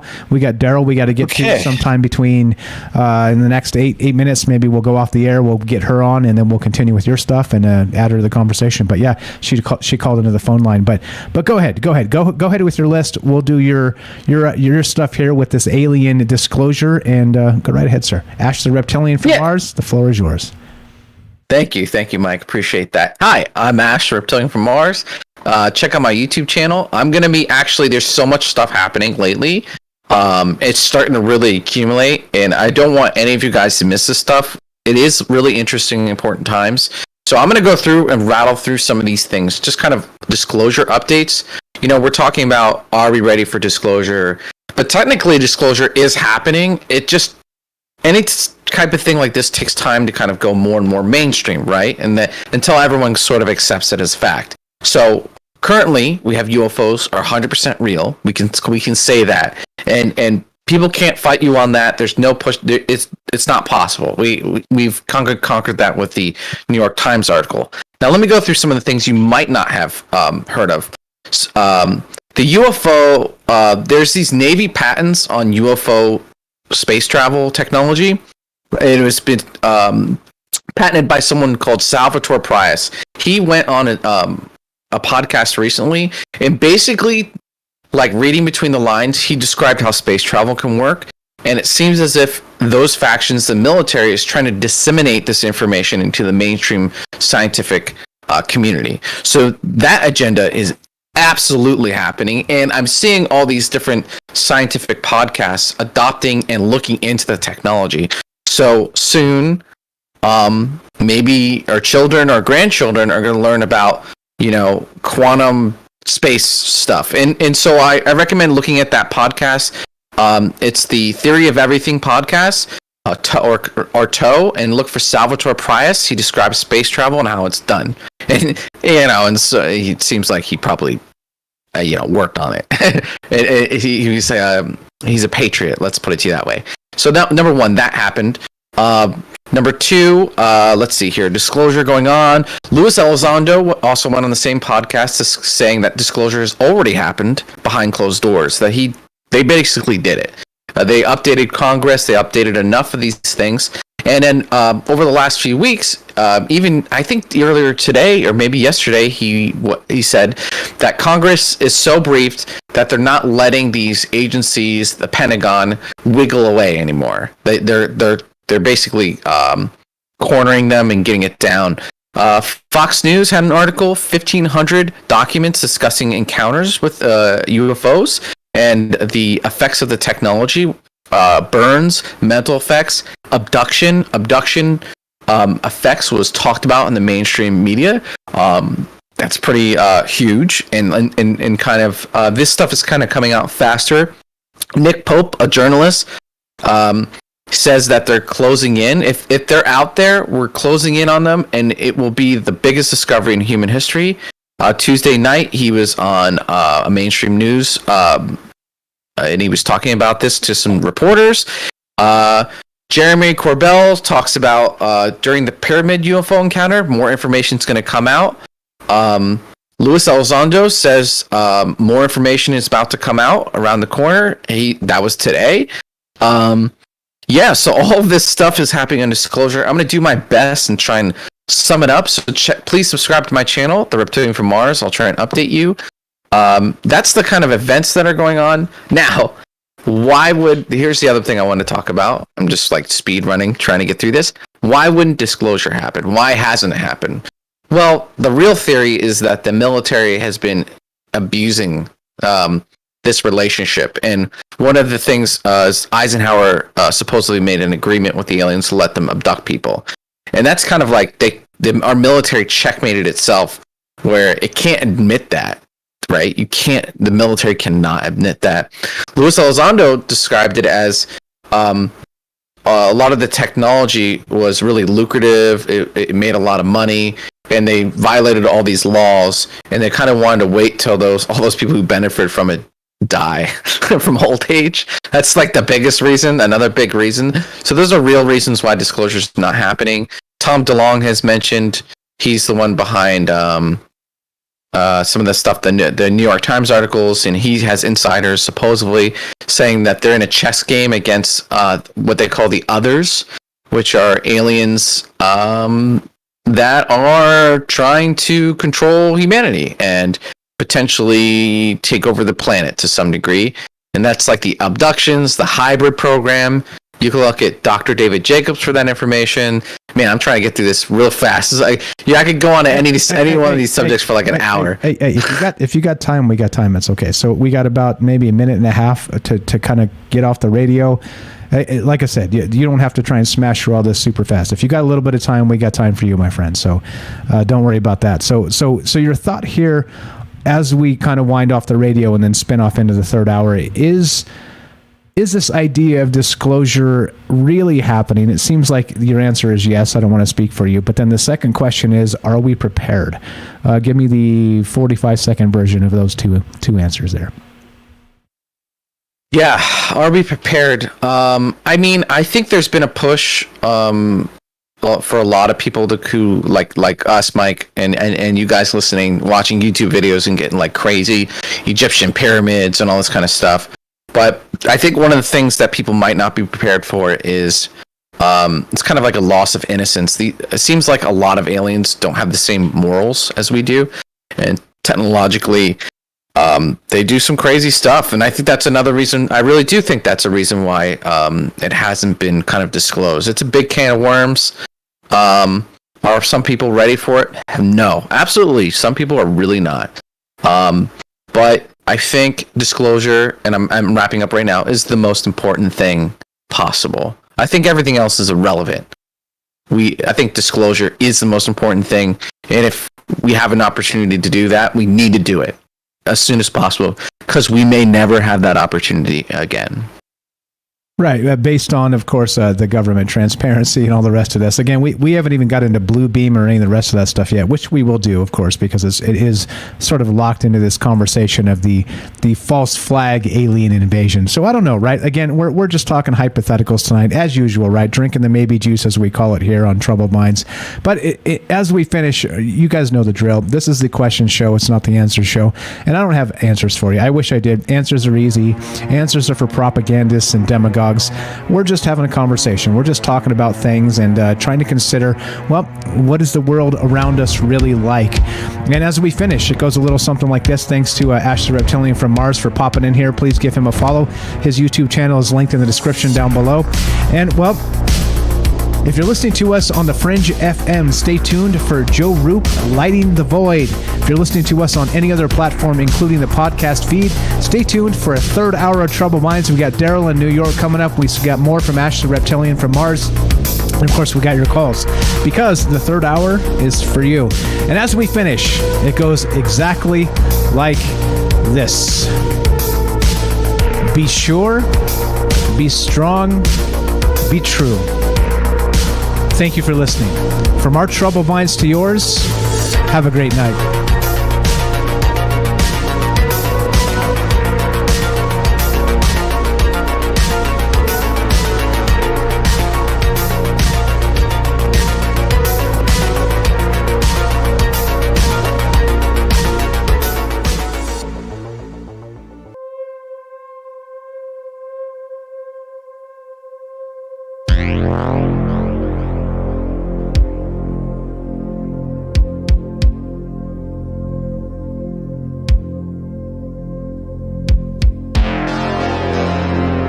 All right, just like that, to the second.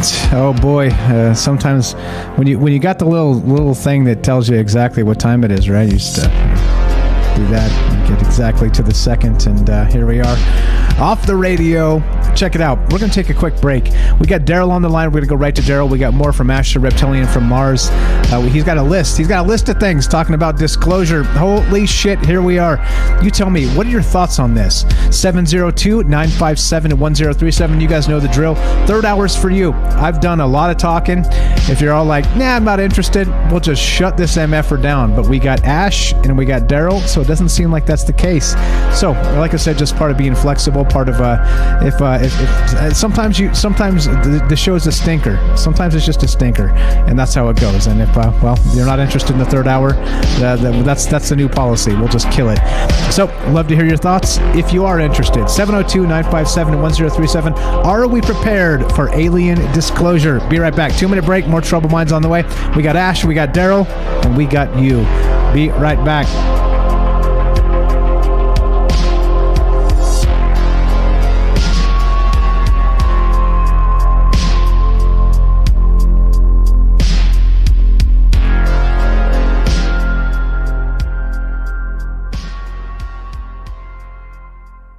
Oops, welcome back to Troubled Minds. I'm your host, Michael Strange. The music has apparently stopped, and the break is over. Well, welcome back. I had to hit the men's room. Are you there? Ash, 1, 2, test. More. Are we prepared for an alien disclosure on the way? If you're not, it's okay. We're going to go to Daryl in New York in just a sec here. Test. 1, 2, are you there? Ash, the Reptilian. All right, let's go to, we'll get back to him in just a sec. Looking to hear from you, 702-957-1037. Thanks, Daryl, for being patient with us. Let's go to Daryl in New York. Welcome to Troubled Minds. Go right ahead, my friend. How are you tonight? Hi, Michael. I'm on the phone, but I've tried to get into the chat, but it's okay. We got a delay, so I'm going to, you're muted, so you're good. Okay, go ahead. You're good. We're fine. The chat? It's the chat sound. Oh, yeah, that's good. Go ahead and hang up on the phone, and then we'll get you on Discord. That sounds fantastic. Okay, it's better. Yeah, better quality. Uh-oh. Wait, did it just... let's try. Go right ahead. Stuff from Ash, boy.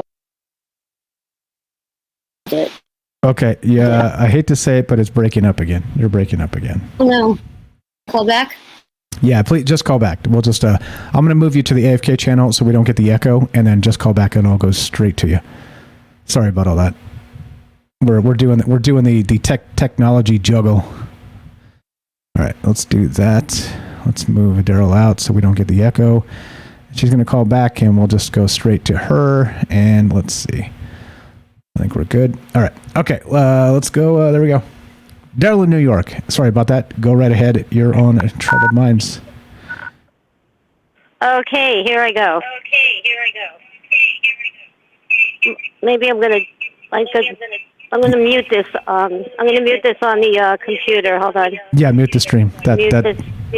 You've got infinite feedback. Now it's just me. Infinite feedback. Oh God. You're like, hello. Daryl in New York.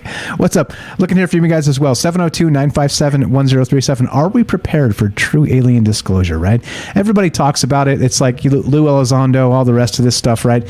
Again, like Ash was saying, has it actually happened within the government, and they're just trying to find a way to maybe break the news to us? Again, back to this idea of the article from the U.S. government confirms that interstellar object crashed into Earth. This was back in 2014 of all damn times. We're finding about it now. I don't know. You tell me. That's the idea here. That's what we're talking about. Daryl, are you there? Hello. Yes.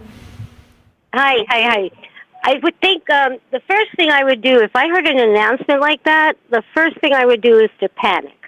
I have to admit, I would just panic. Then I would try to find a tranquilizer or a shot of booze. As soon as I calm down... I'm being honest here. No, I'd be very, very scared. It's fine, Yep. and you got to admit it's real is funny, and I don't mean to laugh at you because I'd do the same thing. I'd be like, Mrs. Strange, where's the whiskey? Oh, it's right here. Yeah, got exactly. it. Yeah, Definitely got to calm down. I'd be so scared. I'd be shaking. So as soon as I got my nerves a little calm, I'd get on Twitter. I'd look into the social media. I'd look to hear anything from Joe Rogan or Alex Jones or anything on the alternative media, see if they, have a take on it before it's news, whatever. I would doubt anything I heard. Then I would go on the live webcams to check out each city. Of course, they said New York, so assuming I'm still alive, I would probably assume that they're not telling me the truth, right? Then I was thinking it could be a cover-up, of course. Maybe Putin launched a nuke, but they didn't want to admit that because they didn't want to really destroy the world. So they would just say it's the aliens. It's the aliens. They just blame it on the aliens, or maybe some other kind of accidental weapon release happened. Maybe the AI started to fool around with our nukes and messed around, and we had to blame it on something instead of taking responsibility. And then the media would be in on it, and just like everything else goes, it would be a good cover-up. And then I was thinking maybe there was a time traveler that tried to stop it, and maybe there's some technology that maybe he did stop it, but then they came back and reversed it or something like that. But that's just crazy stuff. But just speculatory stuff. And then I guess I would try to get on my bicycle and get the heck out of New York as fast as I can. I guess I had 12 hours to get somewhere safer. Or I would go underground. Maybe I'd go to the deepest bowels of the subway. I'm not sure. I don't know. I don't know what I would do. Or find a fallout shelter or something like that. Yeah, I don't know either. I think that's the thing too. It depends on where you live, and clearly New York City's is a unique beast, right? It's like as big as cities get, and like the subway, and it's got all this type of stuff. But you got to think too, in those places, people are going to be like storming to those places, right? Like I think that's the craziest part. That's pretty nuts. That's pretty nuts about all this. Is like, okay, well, the things that we're thinking, other people are also going to be thinking, and I don't know. Like I would be, to be perfectly honest, I would lock and load. I would make sure I had the things I needed, and I would load up the car, and I would be like, all right, we got all the things we need to bug out. And it would take me minutes. I would be ready to go, like snap your fingers. I don't mess around with that stuff. And but then after that, I would wait, and I would actually go out and I would try and verify, because we can't trust a damn thing anybody tells us anymore. Like propaganda and bullshit. Like so many people are just full of crap. They're just so full of crap anymore. Like they'll fool you for clicks. They'll fool you. And they don't care what kind of anxiety it causes you. We've talked about this with Facebook and Instagram, the big corporations. We've talked about this with small YouTube channels. And again, we are a small YouTube channel, but I do my best to say, look, guys, all the stuff I got is in the links down below. I'm not trying to say the end is nigh. I'm saying if that's the case, let's stare it in the face and not be afraid. Let's be prepared. Let's know what's going on. It's a different thing. But there are people that don't give a shit about any of that, right? They'll pull bullshit gags over and over and over again for like YouTube follows. I mean, yeah. Anyway, so okay, so then what would the next step be? What do you think then regarding that message? And you'd maybe head for the subway, and what do you think happens after that? I think it would be a mess. First of all, New York would be the worst place to be. I would start to look at people that could be our ambassador, though. Like, who could we communicate with them? Like, I'd go out on a limb and go to Stephen Greer. I'd go to Sue Walker in Albuquerque, the one who talks to the aliens that are in that mountain. Whoever's, like, in contact with contacting aliens, and see if we could find a friend that can, negotiate for us, that we definitely would need an ambassador. And even if it costs, $1,000, it would be to try to pull out that money and maybe go for broke and, go for somebody like Stephen Greer. If he can negotiate, some peaceful, solution, I think we would need that. Or, find these people that are contactees, like, what's her name, Samantha Mowat. I think those are the people that talk to aliens, that, have communication with them. I think to try to negotiate with the good ones. There's got to be good ones, The bad ones could get through, but there's also good ones. So we have to kind of find our friends, find our friends where they could be. and try to make make a deal, any deal. Yeah, and I think back to what Ash was saying too. He was saying that, like, before we had to dip off the radio there, he was talking about aliens aren't going to share our moral values, and so I'm not even sure negotiation in that case would be. I don't know. Like, I don't think you could, right? I mean, like, how would you communicate? Like, there's so many things there, but I don't know. And the question becomes just like, yeah, right. But we don't even have that ability, so they'd sort of be reading our minds, right? Like, so I don't know. I don't know what this is all about. I don't know. Other than I would be seriously skeptical, honestly. Like, I would need to see, like, have you seen the movie Signs? Have you seen that movie? Oh, no, not sure. No. With Mel Gibson, Joaquin Phoenix. It's got the alien invasion happening, and they're getting a lot of information from the media, but they're also live near. They have the crop circles happening in their cornfields, so they're like. Oh. Yeah. It's super good. It's super good. But there's this fantastic scene, sort of like 2/3 of the way through the movie, where everybody's like kind of on edge because you don't know if this is really happening. Like there's like been sort of radio communications breaking up and things like this. But then they're watching TV. And finally, somebody gets like an actual like video clip of this alien, and it's like they have like these skin. They're kind of like maybe tall reptilians or something like this, and they have the skin that changes color like a chameleon might. So he comes out of like this green field, and he's green, but then as he moves sort of into like the street, the alleyway, he starts to change into this like light. Like wall color stucco, right? It is very quick. It's like a very quick, and they have this clip they're showing over and over on TV, and it's in Brazil or something, and like the kids on the TV, they're all screaming and they're pointing because it's like a homemade video. It's so fucking classic, and they're like S behind, and they're like it's so great. If you've never seen Signs, Daryl, holy shit, that's one of the ones you got to go watch, in my opinion. Anyway, so like I don't know, I would not believe it, honestly. I would not believe it. I'd be like, no, come on, right? If it's the end of the world, I want to go see it for myself, right? And I'm not going to like, maybe drive to New York City or something, but I'm going to go actually look and see with my own damn eyes and make my own damn judgment what's actually happening. Because I think we proved in the last, like, let's say 8 years, the whole time that we didn't get the information from the government regarding this actual interstellar object that crashed into us. The media has gone completely upside down and off the rails. So why am I going to believe a damn thing they tell any of us? And that's the thing where I would be like, I want to see it with my own damn eyes. I'm not trying to react based on what somebody tells me to react to, right?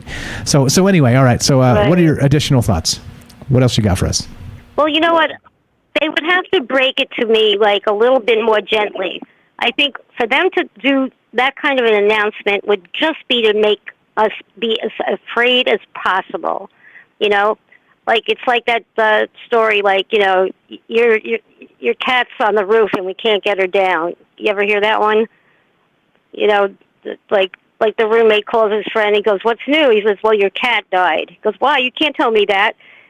You should have said, oh, your cat's like on the roof. We can't get her down." And the next time I call, you say the fire department's been called. And then, the next time I call, you could say, okay, we couldn't get your cat down and he died. You'd have to break it to us slowly, So it's like, all right, anyway, how's my mom? Well, she's on the roof and we can't get her down. It's like you have to break it to us slowly. You can't just come out and say the aliens have invaded us. You kind of have to say, okay, there is proof of aliens, one day. And then the next day you say, all right, they might not be that friendly. And then the next day you say, okay, we've got a problem, And it looks like they've, I think they'd have to break it to us slowly. If they just come out and say it like that, it's intentional to make us as scared as possible. And then I feel like they have ulterior motives. Then, hull up in place, lock your doors, don't go out, again, another reason to lock us up and to isolate us, And then you don't know who your aliens are. They all look, they're going to say, oh, they look like you and me. And then we're all going to be like afraid that our neighbors are aliens, and then we're going to start like outing our neighbors because they're the aliens. You're totally right. You're totally right. Yeah. I mean, then we're like, the Nazis have invaded. The aliens are Nazis, and your neighbors are Nazis, and you can't tell the difference anymore. Right. Kill the Nazis. Right. Right. You have to wear a mask. You have to do this. You have to do that. Now we have, then they have infections that we're not, that we're not immune to. So you have to take this injection because otherwise you're going to get an alien illness. Whoa! Slow down. Some reason to make money. Slow down, Daryl. Slow down, Daryl. Okay. You're going to get us into trouble, Daryl. Slow down, Daryl. You're right. But somebody's going to make money off of this. You know that. Somebody's going to get rich, and we're all going to buy it because we're going to be so scared. That's such a scare tactic. That just come out and blurt it out like that. It's like that's not gentle. I don't think that would be the most sensitive way to give out that kind of information. I think they have to be very gentle with that, especially if it was an aggressive attack, to make sure that we don't absolutely freak out. Because trust me, I mean, I don't know. I'd want to, drink myself to death or something. Maybe I don't want to stick around to find out, if it's that frightening. I think they'd see a lot of suicides, Yeah. I think they would have a lot of, I think it would be like the War of the Worlds. I mean, that scared people to suicide. And that was a joke, Not true, by the way. That was not true. So it didn't happen, as far as I could tell, in real time. It happened on a replay in some, I think it was Brazil or Argentina, something like that. They had some kind of a South American country on a replay decades later that they didn't realize it was a replay. They didn't realize it was a radio drama. So it was very, very small scale. It was not when it happened in real time, as far as I could tell, as far as digging into it and trying to find if that really happened. I did a whole show on it in the past, and I don't think that happened. I think that it's sort of like a urban legend sort of thing. But you're right. I think in the case of like a real something happening, that might be the case. That might be the case. We got Kelly behind you. So. Sorry, go ahead. There'd be a right way and a wrong way to alert the people, Yeah, for sure, 100%. So we got. Can you hear us on the Discord when you're in there? You just can't talk, right? I can hear you. Yeah, I can't talk, so I could just mute myself. Okay. Yeah. So hang tight there. I'm gonna kill the phone call here. We're gonna go to Kelly, and we'll try and get back to you on Discord in a bit. Thank you. I appreciate it, Daryl. Daryl in New York here, a good friend of mine, good friend of the show's. She's got a YouTube channel. Please check it out. Links in the description. She sings in English and French, and does karaoke here on the Discord. Troubleblinds.org. Click the Discord link. Thanks, Daryl. You're the best. Always a pleasure. Thanks for being patient with the tech tonight. No problem. Thanks, Mike. Great show. Thank you very much. All right, let's do it. Let's go to Kelly in Colorado. Thanks for waiting, my friend. Go right ahead. What are your thoughts? If you heard that broadcast on the air, what would you do, my man? What would be the first thing you did? Lock and load? Are you there? Hey, good evening. What's up, Kelly? What's up, Kelly? How are you, man? All right, man. Doing good. How you doing? Hey, okay. Another weird night on Trouble Minds, man. So what we do? Hanging out, talking about crazy shit. What do you think? What are your thoughts? Well, first off, when I was listening to the show, I was playing it, and Michelle was in the bathtub. Next, she done getting ready to get ready for bed, and she walks in there, and she walks over, she's like, "Oh my God, what are you listening to?" Sorry, Michelle. Sorry, Michelle. So it sounded legitimate, right? Saying too, though, that'd probably be scary if you had something like that coming over, because if the government's releasing something like that in that type of form, it's already too late. I'm going to tell you right now, it's already too late. Yeah, I mean, they've already come upon us. If they're meaning already, doing full destruction like that, it's already over. You might as well just, first thing I would do, okay, this is what I would do. Like Matt, I think it was Matt earlier, Mr. Salcido, he was saying that grab your people, right? That's what I would do. You get a base camp, or it'd be like my home, or in that area, right? I already have 6 months of MREs stacked up because, when we lived in California, I always had that in what we called a bug out bag, and it was it's a Pelican case. a military Pelican case, one of the big black ones I have back there. We had stuff in there, preparations, it's just for like, up to a week of clothing, all the basic essentials, toilet papers, stuff like that you would need. Just, it'd probably be the last thing you'd be, on your mind. But once you're all settled down and have to think about stuff, you got to have something like that. You got to have some kind of water source, like preferably a well, because, if cities are being decimated, the water things and everything else might be stopped. So you might want to have a well, preferably. Weapons, of course, try to head underground. That's what I would do because, or first off, I would try to get, because I live in Colorado, I would try to get into the highest vantage point I can to see if this is a hoax or not. You know what I mean? Because you never know. Again, if they're calling that something out that late, it's already over. I'm telling you, because who knows what type of weapons these things would have if it's an all-out war like that, if it's just total, like, trying to get rid of the ants so we can take over the planet, and minerals and stuff like that. But if you're talking, again, I'd have a team. So one would be, I would like to be the vantage point up above so I can see what's going on. Then so I can give a, report down on radios, of course, long-distance radios. You're going to give reports and then, head back down to home base. But, medical supplies, of course, batteries, all that stuff, that's in our bug out bag that we had. But, yeah, I mean, if you're trying to go to a store, I'd forget about it. If you're not even close to that, especially in big cities, those things will be gone in a millisecond. Those things will be raped from everything, everything would be out of there. The only thing I'd probably try to get into would be the pharmaceutical areas, because that way you'll have some, medical stuff, some major painkillers or any kind of weird diseases that might pop up that you might need. But, yeah, man, I don't know. I mean, like, if you're saying, like, if it's true that what happened in there, I say disclosure already happened millennia ago, And we're not even talking about, like, Sumerian. Let's just go, like, with, the ancient Indian Vedas, right? There's this, they talk about, like, these people that came from, the sky, obviously, they were, they call it heaven. But, yeah, they came down, they were teachers, but they had blue skin, green skin, they didn't even hide the fact of that, right? That's for one. But then you have something in 1561, which is over Nuremberg, Germany. They call it the celestial phenomenon. There's that wood carving of it, where it shows like a battle in the sky, and even it shows like a burning UFO that's on the ground. Then, here in the States, you had 1947 Roswell, New Mexico, and then 65 was Ketzenberg, Pennsylvania, where they had people think that the eyewitnesses claim that, it was kind of a acorn shape, it could have been even like some people who, would try to say that it was like the German De Glock, right? It's kind of the weird shape like that. But, yeah, man, I don't know. So, hopefully the government would, if something like that was to happen on a world basis, you think the governments around the world would have some kind of a knowledge of something going on, something coming in like that, because you're going to detect it's not an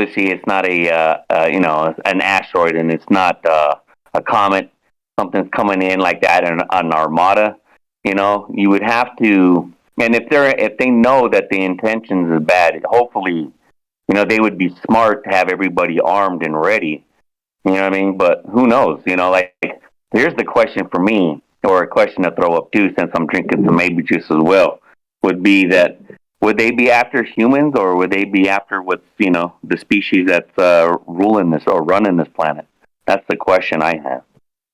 Yeah, and like Rohan said in the chat over on Rockfin as well, he was saying that part is they've been here in his opinion, so like it's telling the world is like, well, the rest of the world finally catching up, but I mean, we're talking about like pretty scary stuff. I mean, like actually attacking cities and stuff. I mean, I don't know, man. Like this is like I said, more of a fun. I kind of wanted to do like flesh out sort of more. I was gonna fake it, do like a War of the Worlds, and then interrupt my broadcast about something else, and then and I thought that would be cruel.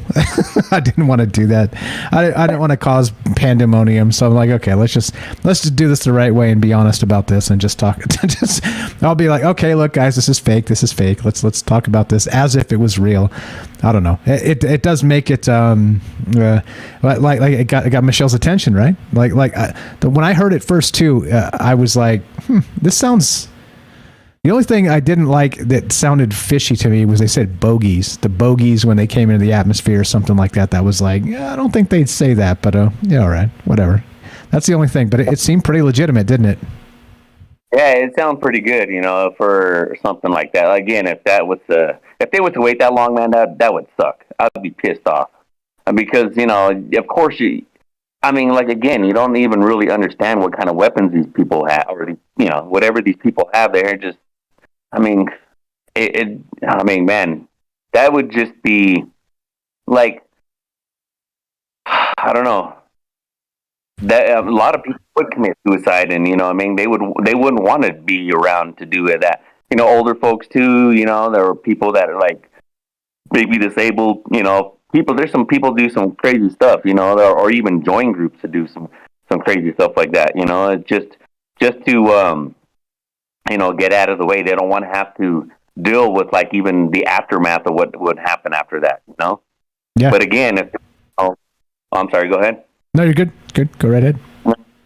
So yeah, Michelle was kind of like I was saying, if that was to happen, yeah, you would have people literally freaking out, man, because most of people would, but a lot of people, I believe, nowadays, with everything that's going on, the government saying that at least having some kind of a knowledge of, that they're something that's not of any, they're claiming that it's not any of ours, or right. Who knows what type of technologies? But again, man, I don't know. For me to look at that, pre-military or post-military, I'm already hyped up anyway, man, because I don't know. I think I have PTSD sometimes. I don't like people around me too much, and or even around my back. But that type of stuff I would just instant click. One of the main things I probably hit to is a military base. If I don't know, they could probably they're planning. Hopefully they didn't plan as well, but yeah, underground would be the best thing to do, and then find ways that, to maybe find other people, groups, that would be the best thing. But yeah, I don't know, for one thing, one more thing too, with the whole, with the Indian thing too, I wanted to bring up real quick, which is that they even have books on it, right? Like, in Sanskrit, called the Vimaka Shastra. It's a science of aeronautics, or the Shastra of the topic of Vimanas. And in there, they, they even tell you how to build these things, what they're made of, what they ran off of, the engine type, the levels where the people lived on. It's a pretty crazy thing. If anybody's checked that out, it's crazy, man. But yeah, man, for me, I don't know, like, and if I'm looking at it through my eyes, I would say that they were not attacking us per se, but whatever else is here, because throughout history, man, it tells a different story. Like something else is here, that's around with this. And my story already, so, and then I kind of talked with Michelle about that. People really knew. If people really knew, and people talked about this too, without, through the UFO, society, that, they've talked about it. They're already here. They already walk among us, man. They've been here. And like I said, my story, so that's what my thoughts are. So I don't know, man. Maybe they're not as scary as everybody think they might be. Yeah. Who knows? And I think that's the thing. Like, some people, like if you do listen to Stephen Greer, he says, "Oh, they're all benevolent. They're not here to harm us at all." But then, what do we know about people? Like there are some people that wouldn't harm you at all, but there are some people that would take advantage of every situation to harm you every chance they got. So like, just what we know about ourselves, and it may not be accurate, of course, extrapolating humanity onto the universe, but also, good and bad exists. And so, well, I don't know. What do you do? What do you do? Great stuff, Kelly. As always, you're on the game. I know you'd lock in, bro. You'd lock into that. I say the reptilian brain, and I know you don't like that term, but you'd be like, all right, I guess this is on. It's go time, and it would be go time. I'm the same, man. I'm not fearless. I'm not like that, but I'm also like, if the more time you spend stressing is the more time you aren't getting shit done that needs to be done. You know what I'm saying? That's what I would be like. If it happened right now in the middle of this show, I'd be like, all right, guys, got to go. Snap, gone. I'm out. Like, go. If I end the show on half a sentence, there's a very good reason. Let's just say that. Let's just say that. But yeah, 100%. I appreciate that. Appreciate the thoughts. Appreciate the call. Tell Michelle I apologize for spooking her, because that is a creepy clip. I'm telling her I was going to give her shit because I thought, I'm going to tell Mike, man, that was hilarious. It sounded legit. It sounded pretty legit. Yeah, 100%. As always, the drill, man. You're welcome to stay. You're welcome to hang. You're welcome to bounce. Whatever you got to do, bro. Okay. Yeah. Okay. Can I just throw out one thing real quick? Sure. One more thing. Sure. Go ahead. Actually, I'm actually, I would say, kind of surprised and happy about. Is that now that, even now, especially with, movies and stuff like that, or even preparing, even from the 60s when they had, the first Star Trek, right? At least by doing something like that, you would kind of prepare the human mind for what might be out there, right? Because you never know. They're not all going to look human. So, and science or science fiction has done a lot of things to, kind of wrap your mind around. So, hopefully, if something does come, man, it's not as and they come in somewhat of that they come in peace. We can only tell in whatever if that ever happens, and really, if something another species that came here, but who knows if that will even happen. So maybe something already owns it, but who knows, man. Yeah, but great talk, man. It was a good show, and you guys have a good night. I'll be here on the. Right on. Appreciate it. Kelly in Colorado, and apologies to Michelle for freaking you guys out.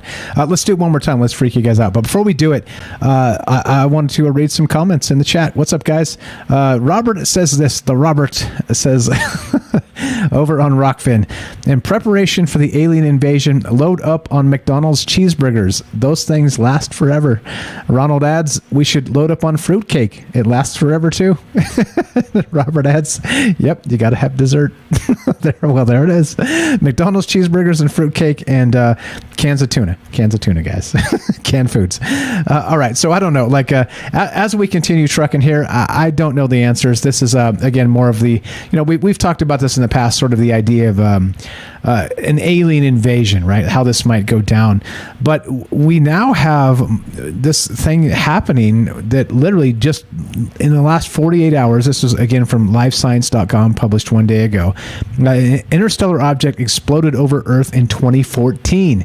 Declassified government data reveal, and literally that's 8+ years later. And so, just like Kelly said as well, it's like, hey, look, if you got to the point where they're playing this on the radio and TV and saying, oh, we're under attack by an alien force, it's way too fucking late. And he's completely right. And so it's a perfect example of bureaucracy, red tape, getting in the way of things that people need to know. And that's not what governments are for. They're not to obfuscate things and play these FOIA games and all the rest of this shit they do, right? That's not what it's about. It's about, hey, look, the people are the ones that fund the shit. The people are the government, but they've lost it. They've lost the plot somehow, and here we are. So anyway, we're talking about this again. So this is from futurism.com. This happened in January of 2014. 8+ years ago. U.S. government confirms that interstellar object crashed into the Earth. Okay, well, again, this is from the last 48 hours as we're hearing this. And again, Papua New Guinea is where this happened, January of 2014. And we're hearing about it now. The conclusion itself isn't new, meaning that we have this idea of interstellar objects because we heard Oumuamua back in 2017. We talked about that ad nauseum on this show, like to the point where it became sort of a meme within a meme, because Todd would show OG Todd. I don't know where OG Todd's been, but he was the second guy in the chat ever when we first started Trouble Minds. But he'd show up every night and be like, "Oh God, you guys are talking about Oumuamua again, right?" It was like that. It was like that. It was like, okay, the first interstellar object is exciting. This is 2018, because that's when we started the show, just after that. It's that first year, right? But then we have this. We come to find out in 2014, we knew this. The government knew an interstellar object actually hit the Earth. And it was small, 1.5 feet across or something, right? But still, if it's innocuous like this and there's really nothing to really fret about national security wise, why are we finally now getting the information? It doesn't make any sense, does it? It just doesn't make any damn sense. And this is what pisses me off. And this is the whole point, right? And so let's go back to 2014. And again, and the whole idea here is you're sort of we're going to time travel, and we're going to go back to that January 8th, 2014, when this interstellar object entered the Earth's atmosphere and exploded. All right, period. And we've got this, which was the thing I've been playing tonight. Imagine whatever you're doing in your daily routine, and this actually pops up. How would you react first? We got a lot of great ideas from a lot of great people tonight. Love to hear your thoughts. Got a little bit of time for you. But this is a fake broadcast. This is fake. It's fake. It's fake. But use your imagination that it's real. What would you do in the moments preceding an alien invasion? The following message is being transmitted at the request of the Federal Emergency Management Agency. An in-shelter warning has been issued for the entire United States until further notice. All residents are urged to take shelter immediately. The bogies that were spotted on Strategic Air Command radar are now confirmed hostile extraterrestrial aircraft, and have begun a major attack on multiple U.S. cities. Cities that have received the most damage so far include the cities of Los Angeles, New York City, Boston, Miami, Detroit, and Dallas. If you live within these cities or within 1,000 miles, take shelter immediately. Gather enough supplies to last for at least 14 days, such as a first aid kit, perishable food items, MREs, flashlights, a battery-powered radio, and water. Do not leave your shelter for any reason until the all-clear has been given. More cities are expected to be attacked within the next 12 hours. The President has put the military at DEFCON 5, and has scrambled military aircraft to attack these extraterrestrial aircraft. Please stay tuned to your local news station for further updates. All radios and televisions will remain on these news stations until further notice. This is WALA 99.5. Repeating, an in-shelter warning has been issued for the entire United States until further notice. Take shelter immediately. Okay. Fake. It's fake. It's fake. It's fake, guys. Nobody goes shelter in place. This is fake. All right. It's a prank. It's a prank video on YouTube, and there's a video to go along with it, like it has the text on the screen, and it's got the emergency broadcast alerts and shit.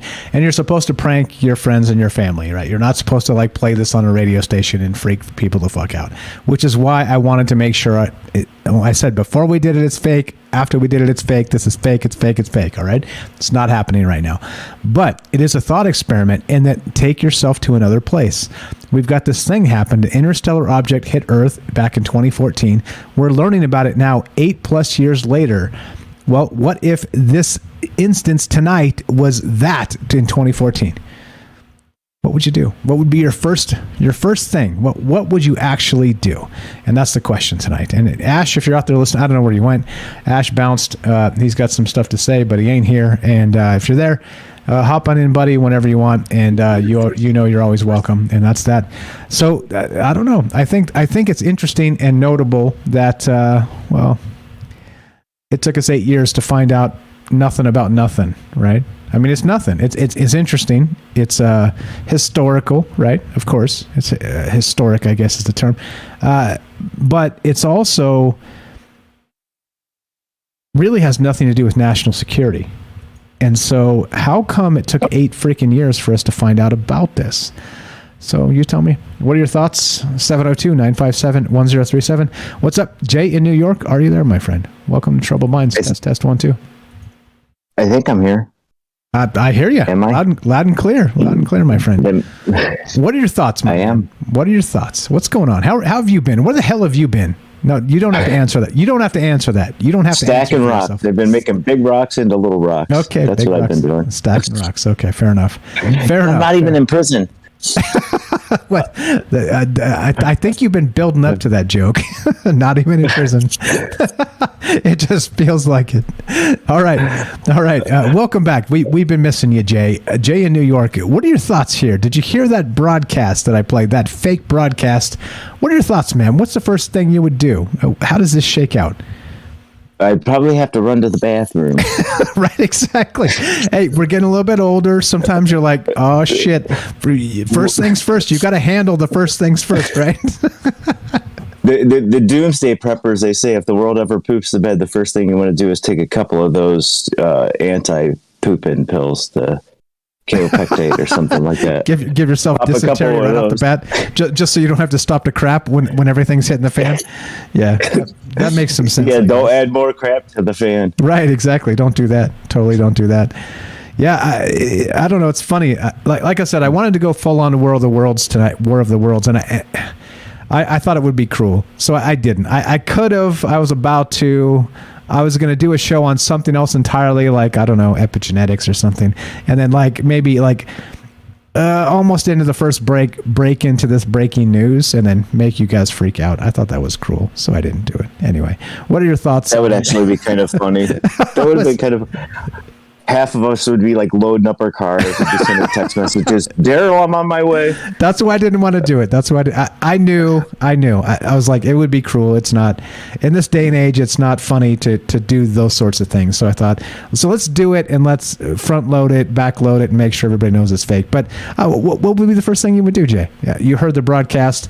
Run to the bathroom. I'm with you, dude. And then my car would be packed in minutes, and I would be the F out of here.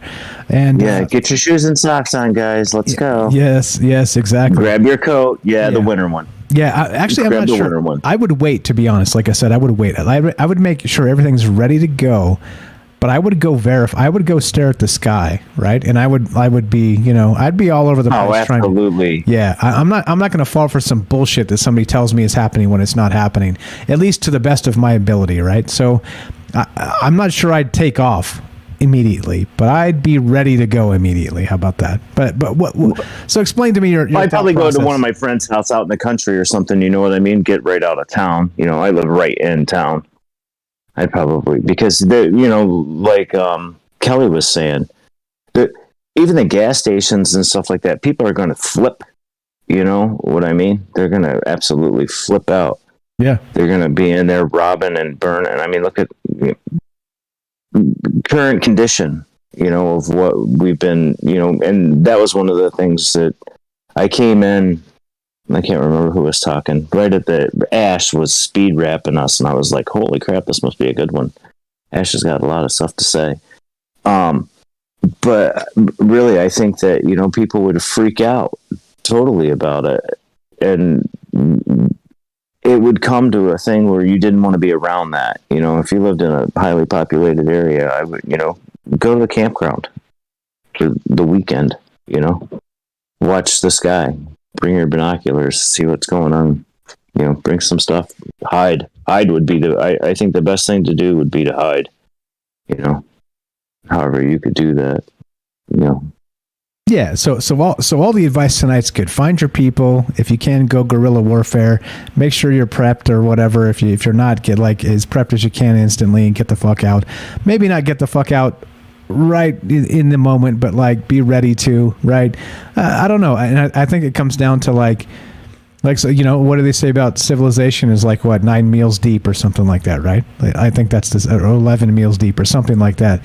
And then if you can't feed people next week because everything's shut down or the local militias have taken over the grocery stores, then, well, it's fuck city anyway, isn't it? People, who made the comment. I think the famous Liam Martin made the comment over on Rockfin.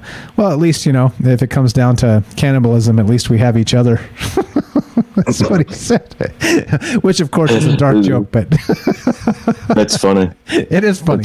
It's a dark funny. It's a dark funny, but it is funny. Herbs only take 3 to 4 days to germinate and start growing, so at least you can season us up. There you go. There you go. Yeah. I don't know. What are your additional thoughts? What else you got for us, my man? I just, there's no way they could do that. If it came out like, you know how they did the thing with the telephones where the emergency alert can go off on the phones? I don't know if anyone else has ever had that. Ours do it all the time for thunderstorms and stuff. But if that came across my phone, I mean, in all honesty, I would probably be packing up the car and headed for, I know I've built a lot of cabins around here, Mike. I know quite a few places that are a lot better than where if I got a shelter in place for 2 weeks, I don't want to be in the hood, That would be my thing. And then how would you compete or even deal with something like that? If it came to that point, damn well, like Kelly said, it's too late. Yeah, I agree with him. Your phone, exactly. Can you imagine? Like you find out in the moment the shit's going down. It's too late. It's far too late. He's right. He's completely right. Like we should have known. And by the way, at least you should give us 2 seconds. I got to go, guys. Right now, there's an alien invasion. I'm out of here. You should at least tell something like goodbye. Something. Stream's over. Like I said, hey, if I cut the stream and I'm fucking out of here, I'm not kidding. I may not be right, and I may have been fooled by some bullshit propaganda, but I'm not kidding. So, yeah, that's what it would be, and that's why I wanted to make sure. I don't want to freak anybody out, but I'm sure maybe I did, but it's okay. It's kind of good to kind of snap yourself out of that comfort zone and wonder what the fuck may happen in those cases. I don't know, but again, right? So if you go outside of the city and you get to cabins or whatnot, it's still right. Like let's say the full on like alien wars going on in the cities or something. What's next? I mean, they'd come for you next anyway, right? So it's just time. It's like you're buying a little bit of time, trying to get your next. Yeah, I mean, what do? I mean, you throw down your cell phone and all your technology and everything else like that, because I'm sure that's going to be they're smart enough to travel interstellarly. They're probably smart enough to pick up a, cell phone signal. Yeah. Oh, there's one we missed. Yeah, exactly. Yeah, imagine that. They're like, oh, nice of them to geolocate themselves for us. That was a joke, a tinfoil hat in that bar that I tell you stories about every once in a while. Is the reason why they started giving phones out to everyone is because it was an agreement with the aliens that those would be the people they picked up first, were all the people walking around with the government phones. Ooh. It was just, it was a weird, it was like, why would they possibly do? And I'm telling you, the aliens are coming. They're going to use their phones to pick us up. They want to know where every person is. Let's give everybody a phone. There you go. So the people that got the free ones are the first on the list to get, I don't know, flash frozen for hamburger meat on the way to the next universe. Right, or whatever. Robert says, fuck them aliens, I'll stand my ground, I won't run. And you know what? I find some validity in that myself, where I'm like, you know what, look, if I'm going to hit the road and I'm going to run, and it's going to end no matter what, right? Probably, like high probability. Why not do it in your own bed? You know what I mean? I mean, you know what I'm saying? Like, I don't know. I'm just saying it might be a good idea to get away from everybody when they're freaking out. Yeah, that's the thing, exactly. Because right, at that point, you're not really worried about the aliens just yet. Till, like I said, you got 6 legs kicking in your door from one entity. But then you're worried about your neighbors, like trying to like kill you and steal your food, right? Like that's the thing. Yeah. Yeah, I don't know, man. I don't know. Crazy. It is a crazy thought. But that, again, this is troubled minds. So why the fuck not? Let's go. What else are you going to do on a Tuesday? Yeah, what else are you going to do Tuesday night? Yeah. Bourbon, straight bourbon, says why music. Maybe juice vodka, says Rob. Yeah, I like Daryl's Daryl's take. She's like, you know what? I'm going straight for like the pills or the booze. what? I have to calm myself down first. And I'm probably gonna do the same. I'm gonna be like, oh, bottle of bourbon. Let's go. Get the family in the car and let's wait. Yeah, a little bit of liquid courage never hurt anyone. Yes, I sip a little bourbon, and not a ton. You don't want too much, but a little bit. So you're like, okay, all right. You don't want your hand shaking on the wheel at the first checkpoint on the way out of the city. Lining that bead up with that little hash mark in the back. Yeah, exactly. I don't know. Wacky stuff. Like I said, we're making fun of ourselves as people tonight, and we're talking about this alien invasion as are we prepared? Are we actually prepared? And I think a thing we haven't talked about tonight, Jane, you can probably help me with this, is prepared, prepper type of prepared. But are we spiritually prepared, right? Like are we, you know what I mean? You know what I'm getting at, right? There's more than just, sort of meet your maker type of situation. Are we sort of centered? Are we unafraid? Are we going to be able to choose, like they say, go out with your boots on type of thing, And look, please don't get me wrong. I don't wish any ill on anybody. I'm not calling for revolution of any sort. This is not what any of this is. Please, it's just conspiracy speculation theater like we do from time to time on Troubled Minds. But like spiritually prepared. It's a thing, isn't it? Yeah, I mean, really, I don't think we are. I think the way that, maybe we've been conditioned a little bit. They know it's coming, say 2030. They've known since, I don't know, 715 AD. That it's coming back. It's a cycle that happens over and over again. I mean, you look at different religions and all that stuff. There seems to be that super, I don't know, stuff that they really didn't know about. They called gods, whatever. I don't think we're prepared. I don't think how we could prepare us. I agree with Daryl. Doing it like that, that's a horrible idea. Sending out an alert like that. But yeah, I don't. It's too late. It's too late. It's we're lying. It would be better off if we're the government. We're lying to you, and we've been lying to you forever. Maybe you should believe us now. We think it's a good idea to stay inside, but face it, guys, we're screwed. They're coming. Yeah. I mean, don't beat around the bush. What's super funny about that? Like true humanity, it kind of goes like this, right? It's like the COVID stuff was like, oh, everybody ran and got toilet paper. It's like, what the fuck are you people doing, right? Do you remember that thing that happened in Hawaii several years back where they had like the actual, like they got notifications on their phone of like an incoming missile, and it was not a drill? You remember that when that went down? I do remember that. Yeah. Someone hacked the thing to prove that it wasn't all perfect. No, it wasn't. As of this moment, as far as we know, it was still a mistake. Some rookie, they were training some rookie, hit the wrong button, and nobody realized it till everybody had got the notifications. And so they were trying to turn it off and say, oh, wait, stop, and reissue a notification that this was a mistake.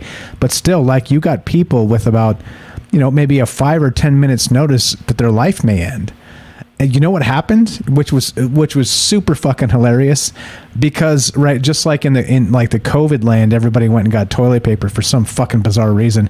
I'm a shit on the street and I'm gonna wipe my ass with the leaves, like I don't care, like a big deal. My ass is gonna be a little dirty from here to there, but yeah, like go ahead with your pallet of toilet paper, your clean ass. Well, how's that going to stop you, right? How's that going to save anything, right? It's irrational. It's completely irrational, right? Like animals crap all the time without toilet paper. It's irrational, right? So I say that in those terms, but then the craziest part about the missile coming into Hawaii is there was like a spike on Pornhub of like. It was like 400% or something like that. So I'm going to check out some porn and watch the world end. Yeah, right. So I mean it. We did a show on it. That's how I know. I was like, what the fuck? And it was in the aftermath of that situation, right? Like people had maybe minutes. And some people were like, I'm gonna get off one more time. I'm gonna get off one more time, or whatever, right? I mean, that's humanity, and that's why when we talk about this stuff, it's sort of it is tongue in cheek. It's making fun of ourselves as people, but it's also look like we're locked into a human condition, and a lot of people are, I don't know, like not spiritually ready. I don't know. Back to that. I think that's a good segue to get kind of right back into that. What do you think? I don't know. I mean, I think individually, spiritually, there's probably lots of people that are probably ready for it, you know? Like the people that we talk to till the wee hours of the morning here. I think those people could probably process the feeling and move on about what's going on if something like that happened, you know? But then again, I think there's an awful lot of people that would, you know, you're going to have the people that panic and run, you know, buy the toilet paper and all the water and fill up all the gas and all that too. You know, the people that just want to sit down and hang out with their wife and kids and, I don't know, watch another episode of Cars or whatever. You know, how do you want to see it? You know, my parents are in the military and stuff like that. And my dad said, if there's ever a nuclear blast, do you want to survive? Or would you rather just be one of the people that just went in the, like, do you want to be panic and run, or do you want to be the people living in New York City when the first, hey, this is a fight comes out, you know?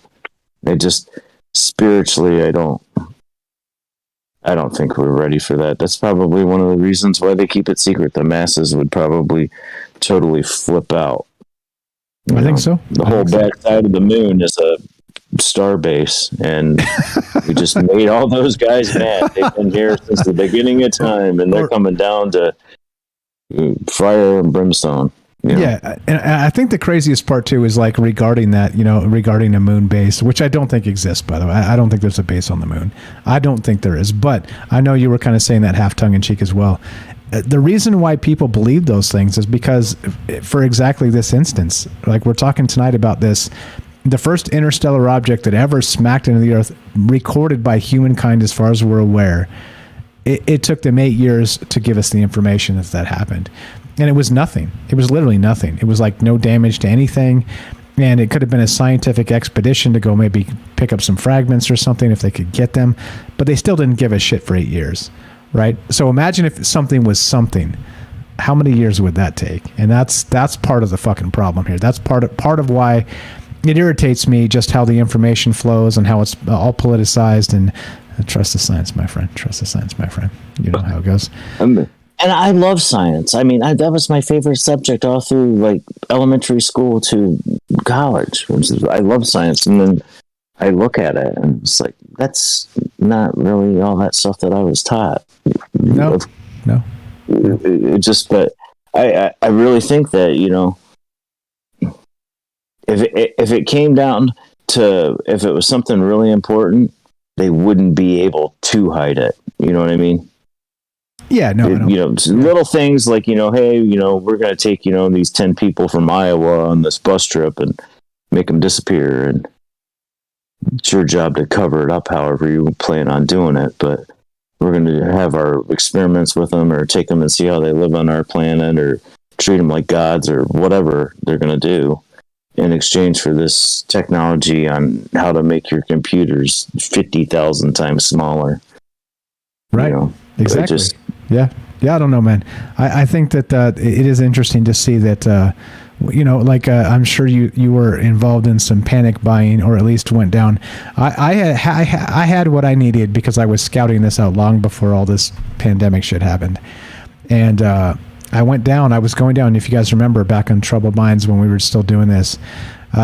Going down on a daily basis of in January and February and March before all this shit, I was going down and checking to make sure that the things didn't start happening. And when I finally went down to like a Costco one day and there was like fucking people just packing their cart with meat and stuff, I was like, oh, we've arrived. It's happening. It's happening. And by the way, I was there too, Mike. Yeah. Yeah. By the way, my wife thought I was insane for about 2 months.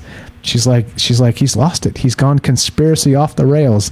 And then suddenly, you couldn't find a roll of toilet paper in the state. And then she's like, how did you know? I'm like, watch the news. Watch the news. There's some hint of truth in that bullshit they're trying to feed us. It's there. You just got to watch. And so same here, man. Yeah, there we go. We got Ash the Reptilian. Hey, before, what's up? Yeah, Ash was there. We were talking about this on a daily basis, literally a daily basis. We were talking about this stuff, maybe 3 times a week. We were kind of discussing this idea of, whatever the fuck it was. Who do we got? We got Ash the Reptilian. Thanks for hanging in, bro. Thanks for doing the thing. We got Tam Bam. Let's let you and Tam Bam riff it up. Let's go to Tam Bam and Ash, and you guys just roll it. I'm gonna shut my fucking mouth because I've been talking way too much. Tam Bam, say hi to Ash, etc. You guys roll. What about the alien invasion? What would you guys do first? What information do you have for us? Go right ahead, please. Well, firstly, hello everybody. Good evening. Good morning. Tam. Good morning. Good morning. How are you doing? Good morning, Tam. I'm absolutely exhausted. I did not sleep well at all. But it's okay. I'll survive. Did the alien invasion last night get you? Yeah. Yeah. It really came to me. No. Well, firstly, I would definitely go to you and see if it's your people. If it's your freaking reptilian people that are doing this, then at least I know where it's. I can decide. Okay, it's not reptilian, so they don't want my blood. So it must be something else, right? Mm. And then I would. The main thing I would do is you people really we really need to go back and watch some of these movies, and because there's really good tips in there. I mean, like take a look at Independence Day, right? What did they do first? They went to all the major cities and they blew them up. So stay away from the cities, and if you are in the city, get the fuck out of there. And you don't take the highway, obviously, because it's backed up all the way. So, but this message, Mike, that you put on, I mean, it freaked me out. I mean, I almost wanted to dig a hole, make my own bunker. I was really thinking about, okay, this could possibly be real. I need to get 3 army duffel bags and fill them with shit. Like doomsday prep. For real. You don't have 3 duffel bags already? You should. No, I know I should, but I have a memorabilia kist with everything that's important right at my front door. So if any shit had to go down, like I have to take the kist. I didn't think, you don't think of these things. If I'm sitting here thinking that's a stupid fucking idea because the kist weighs like 50 kilos, that's stupid. How am I going to carry that shit? So I'm going to have to get duffel bag. I'm going to have to get that, that straw that they made to drink dirty water, and you drink dirty water through the straw and it makes it clean. You don't have one yet? I'm going to have to get No, I'm going to have to get the that life shit. straw. Damn it, Tam Bam. You're killing me. You're killing me, bro. I'm going to have to get, exactly. I'm going to have to find some like military place where they have military food that lasts forever. Because you can't carry cans. Like how many cans can you carry, right? Rice is an awesome one, Tam, because it lasts indefinitely. Right. Rice is... And dehydrated fucking everything, And then I was thinking, how are you going to drive? Because everyone's going to go to the gas station. So you're going to have to get a hybrid car. Then you're going to have to pack extra gas. And then I'm thinking, okay, but where? You just got to have a full tank, Tam. Keep a full tank at all times, and then that way you're ahead of the game. Everybody's running to the gas station, you're out of town. There you go. Just keep the full tank. Yeah. Hit the gas station out of town for a fill up. And then I was thinking, okay, I've got a small generator and I've got a big generator. So I'm going to take the small one. But what if the power goes out? I'm like really fucked. If the power goes out, you're not going to need it because nobody else is going to have power. Yes, and that's also going to lure all the people who don't have shit to my little campsite and steal all my stuff. I live in Africa, for fuck's sakes. For fuck's sakes. I am totally screwed. I don't know about that. Probably, I mean, we're talking alien invasion. We're probably all screwed. Maybe Ash can enlighten us. He was nice enough to pop back in. But hold on. Okay, all right. Make sure you work Ash into the conversation, please. He's been. Oh, mine's really. He was here like an hour mine's ago, really short. and he popped back. Yeah, I didn't want to make anybody wait any longer. Just make sure you guys be nice to each other. How about that?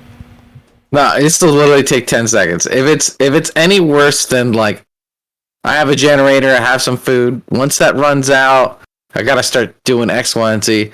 I'm just gonna shoot myself, bro. I don't want to live in this post-apocalyptic.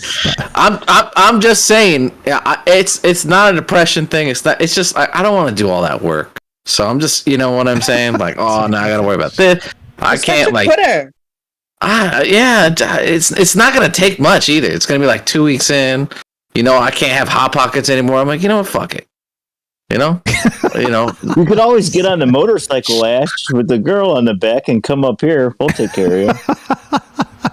See, it's too far away. It's too far, Jay. You know, I gotta load it up, and it just, you know what? Nah, you need nothing. We got it all.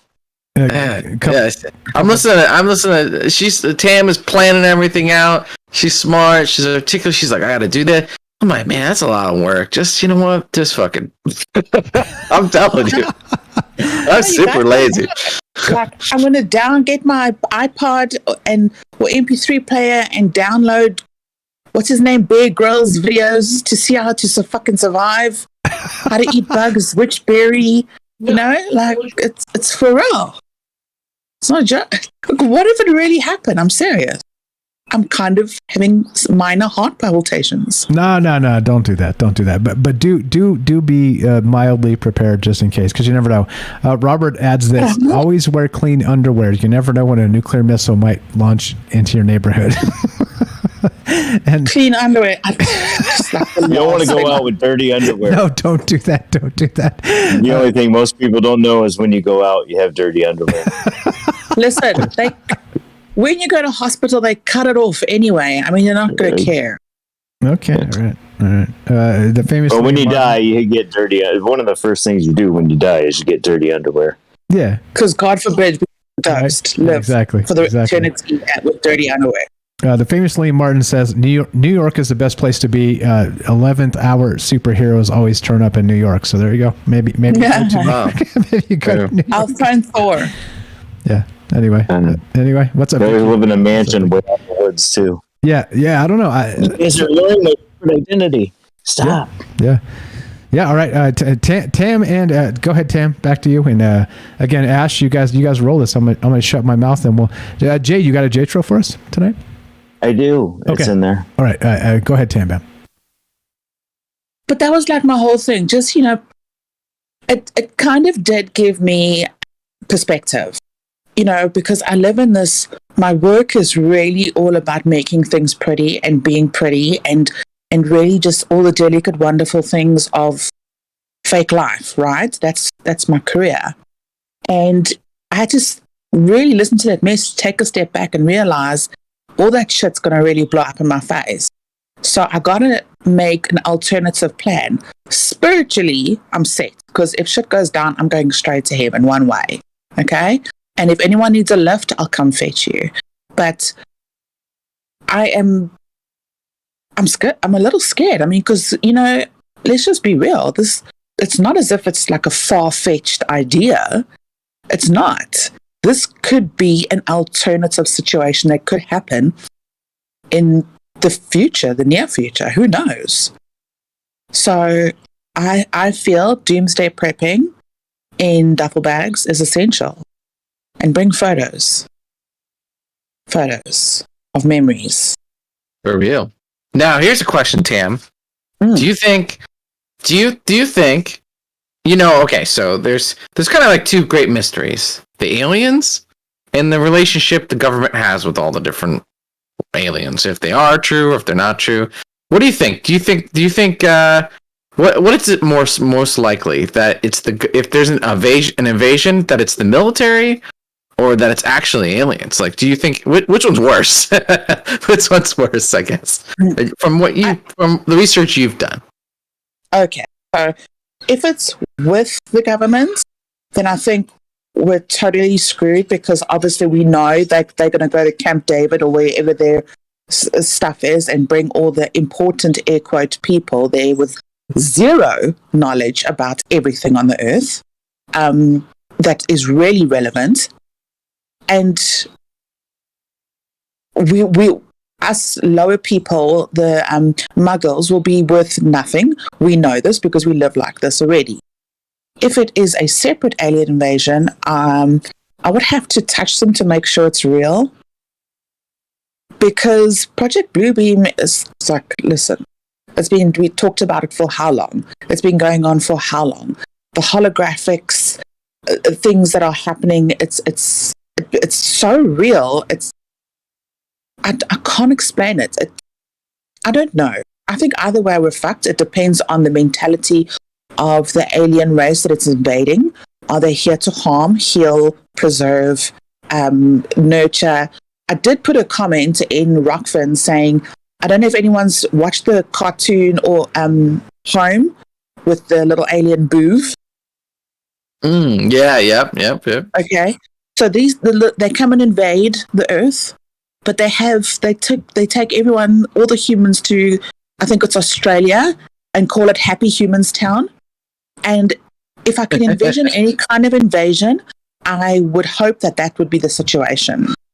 Take us to Happy Humans Town and do what you need to do with the rest of the Earth, and then let us be. Right. I've heard kind of like both sides where, some people are saying the aliens are all bad and they're in some sort of like secret chess game against the extraterrestrial presence. I've heard that they're all love and light, and that that the government is just trying to stay in control. I heard that I heard this one where when the aliens do invade, when they do make their move, a lot of people are going to be moved off planet, and only certain people are going to be left to stay. I've heard all kinds of stuff. I don't know if you've heard any of those.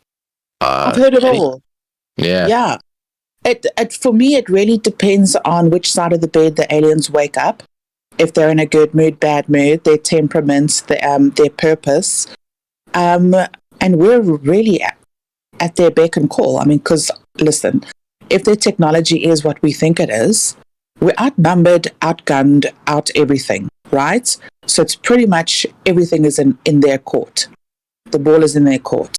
So we're just going to have to hope and pray that they're there to preserve, to nurture, and to upgrade our civilization more than enslave us than anything else.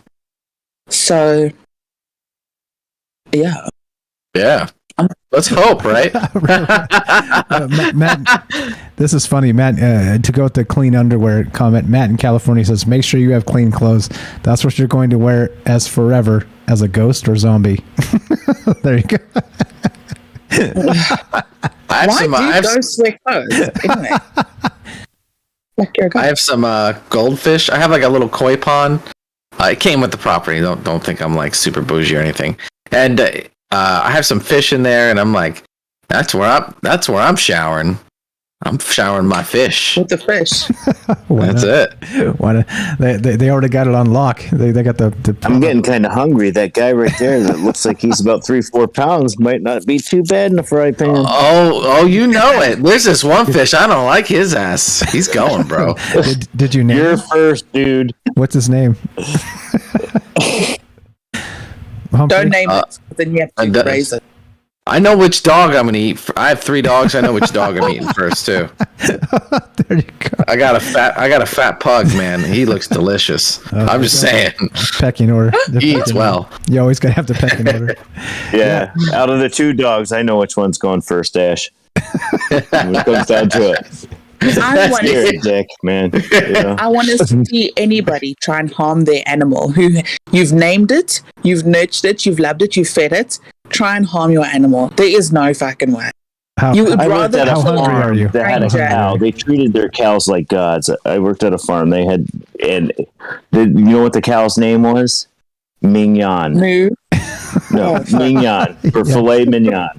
Exactly. Yeah. And it was like, that was the cow's name. And I was like, that's great. Yeah, but they knew it. I mean, you don't go out and spend $350 on a live calf. That's some super breeder to keep them forever. His job is to sow the field and have a good barbecue. Someone referred to these piglets as bacon seeds. I was like, yeah. Yes, there are bacon seeds. Someone named their pig Chris P. Bacon. Oh, yeah, I saw that news show. And the announcer, they couldn't... this guy was talking about a news show, and the news reporter, he could not stop laughing. He couldn't even do that. I love that video. I'm actually going to watch that now. And the Minecraft, the little kids, they're really into the Minecraft right now, and they have a Netflix series. And the guy has a pet pig, and the pet pig's name is Reuben. And I find that so funny that the guy named his pig Reuben. Kids don't even know, I bet. It's like, it's like watching the Bugs Bunny cartoons when we were kids, Ash. That we didn't understand the humor in it because we weren't involved. The political comments have been there forever. If you lived during the Bible times and you read the Bible when it was lived, it was probably be like, hey, ha, ha, ha, that's really funny. They're really taking a dig at, whoever there. I hope the aliens don't eat us. I hope, there's a lot of meat, That's your people. To go to waste. You need to speak to your people. Well, You know what? Yeah, we like a certain veal. We don't like the older meat. I know I'm going to be eaten first because I've got African butt. I work damn hard in the gym to get a toned butt. I know I'm going to be eaten first because there's a lot of meat there. Well, there you go. Okay. Congratulations. Yeah, but you don't really want that muscle meat. The muscle meat is kind of gamey, That's the tenderloins. I'm gonna wear a plaque with a bell, and just don't eat me, I'm gamey. And that's just it. Yeah, I don't know. Alien invasion, it's there was a time where it kind of kept me up at night because I read some stuff. I kind of want to really talk about it, but it's of all the ghouls and the goblins and all this kind of stuff, the paranormal stuff and all these kind of creepy stories that keep you up at night. The aliens is that one thing where you wake up in the middle of the night and you're like, ah, shit, it's real. No, there's not gonna be a werewolf at the foot of your bed, right? That's just all fun and games, and maybe you might a ghost might move something around the room, but the aliens thing has always been the kind of the scary thing for me, and it's so an invasion would be the ultimate. Fuck, and there's so many movies about it too. If you've ever seen Skyline, that's a creepy one. So there's a lot of movies about it. Independence Day. For some reason, I can only think of two. But the War of the Worlds. Look what the War of the Worlds did. Back in the day. Well, that was 30s, wasn't it? Oh yeah, that's a classic. Well, I have the record, the live broadcast on record. We used to play it on Halloween when we were giving out trick or treat candy. Is that the one that freaked everyone out because they thought it was real? Yeah, they flipped out. H.G. Wells, I'm pretty sure it was H.G. Wells. H.G. Wells wrote War of the Worlds, and they did a shortened down version of it. It was a radio broadcast of it, and people flipped the hell out. Almost kind of really think about it. Mike's probably reaching, quite a few people. If he came out and said something like that at the very beginning of his show, listen, guys, I got to tell you, I found this. I just found it right now. This is coming out. This is an emergency alert. It's coming out in Brazil, blah, blah, blah, blah, blah. Played it up really good and stuff like that. How fast would we tweet that, call our cousins up and be like, you got to listen to that show I talk to you about all the time. Shit is hitting the fan right now. To be fair, I almost did that. Today. You know how many views you would have gotten out of the Millizer clan? Yeah. Holy crap. Dad, you got to listen right now. I knew Turn it on. It was a dick move, so I wasn't going to pull the dick move. But yeah, I considered They all would it. have thought it was funny. I They're considered pull-offs. it. Well, they would have been super pissed at you for a while too. So better They'd to be like, yeah, your guy's funny. Yeah, better to tell the truth up front and then just be like, consider this instead. Consider, if you will, the old Rod Sterling thing. What else you got? What else you got, Ash? Well, we got you here, and back to Tam Bam after that, and let's wrap this up. Ash, the reptilian from Mars. No, right, exactly. I think that, you know, with the aliens, invasion, all this stuff, I think the part, the most important thing, the biggest part, and I kind of said this earlier, is not knowing, you know, not knowing what's going on. And should we trust our governments if they are in contact with aliens, which it seems like they are? What are they doing?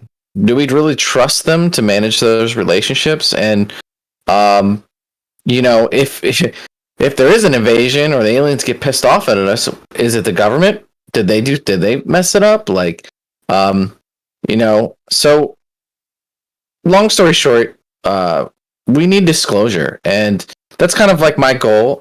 So on my channel, just to plug one last time here, I'm Ash Reptilian from Mars. I'm going to be featuring a lot of kind of updates on disclosure and stuff, and I'd love to come back and co-host a few of those.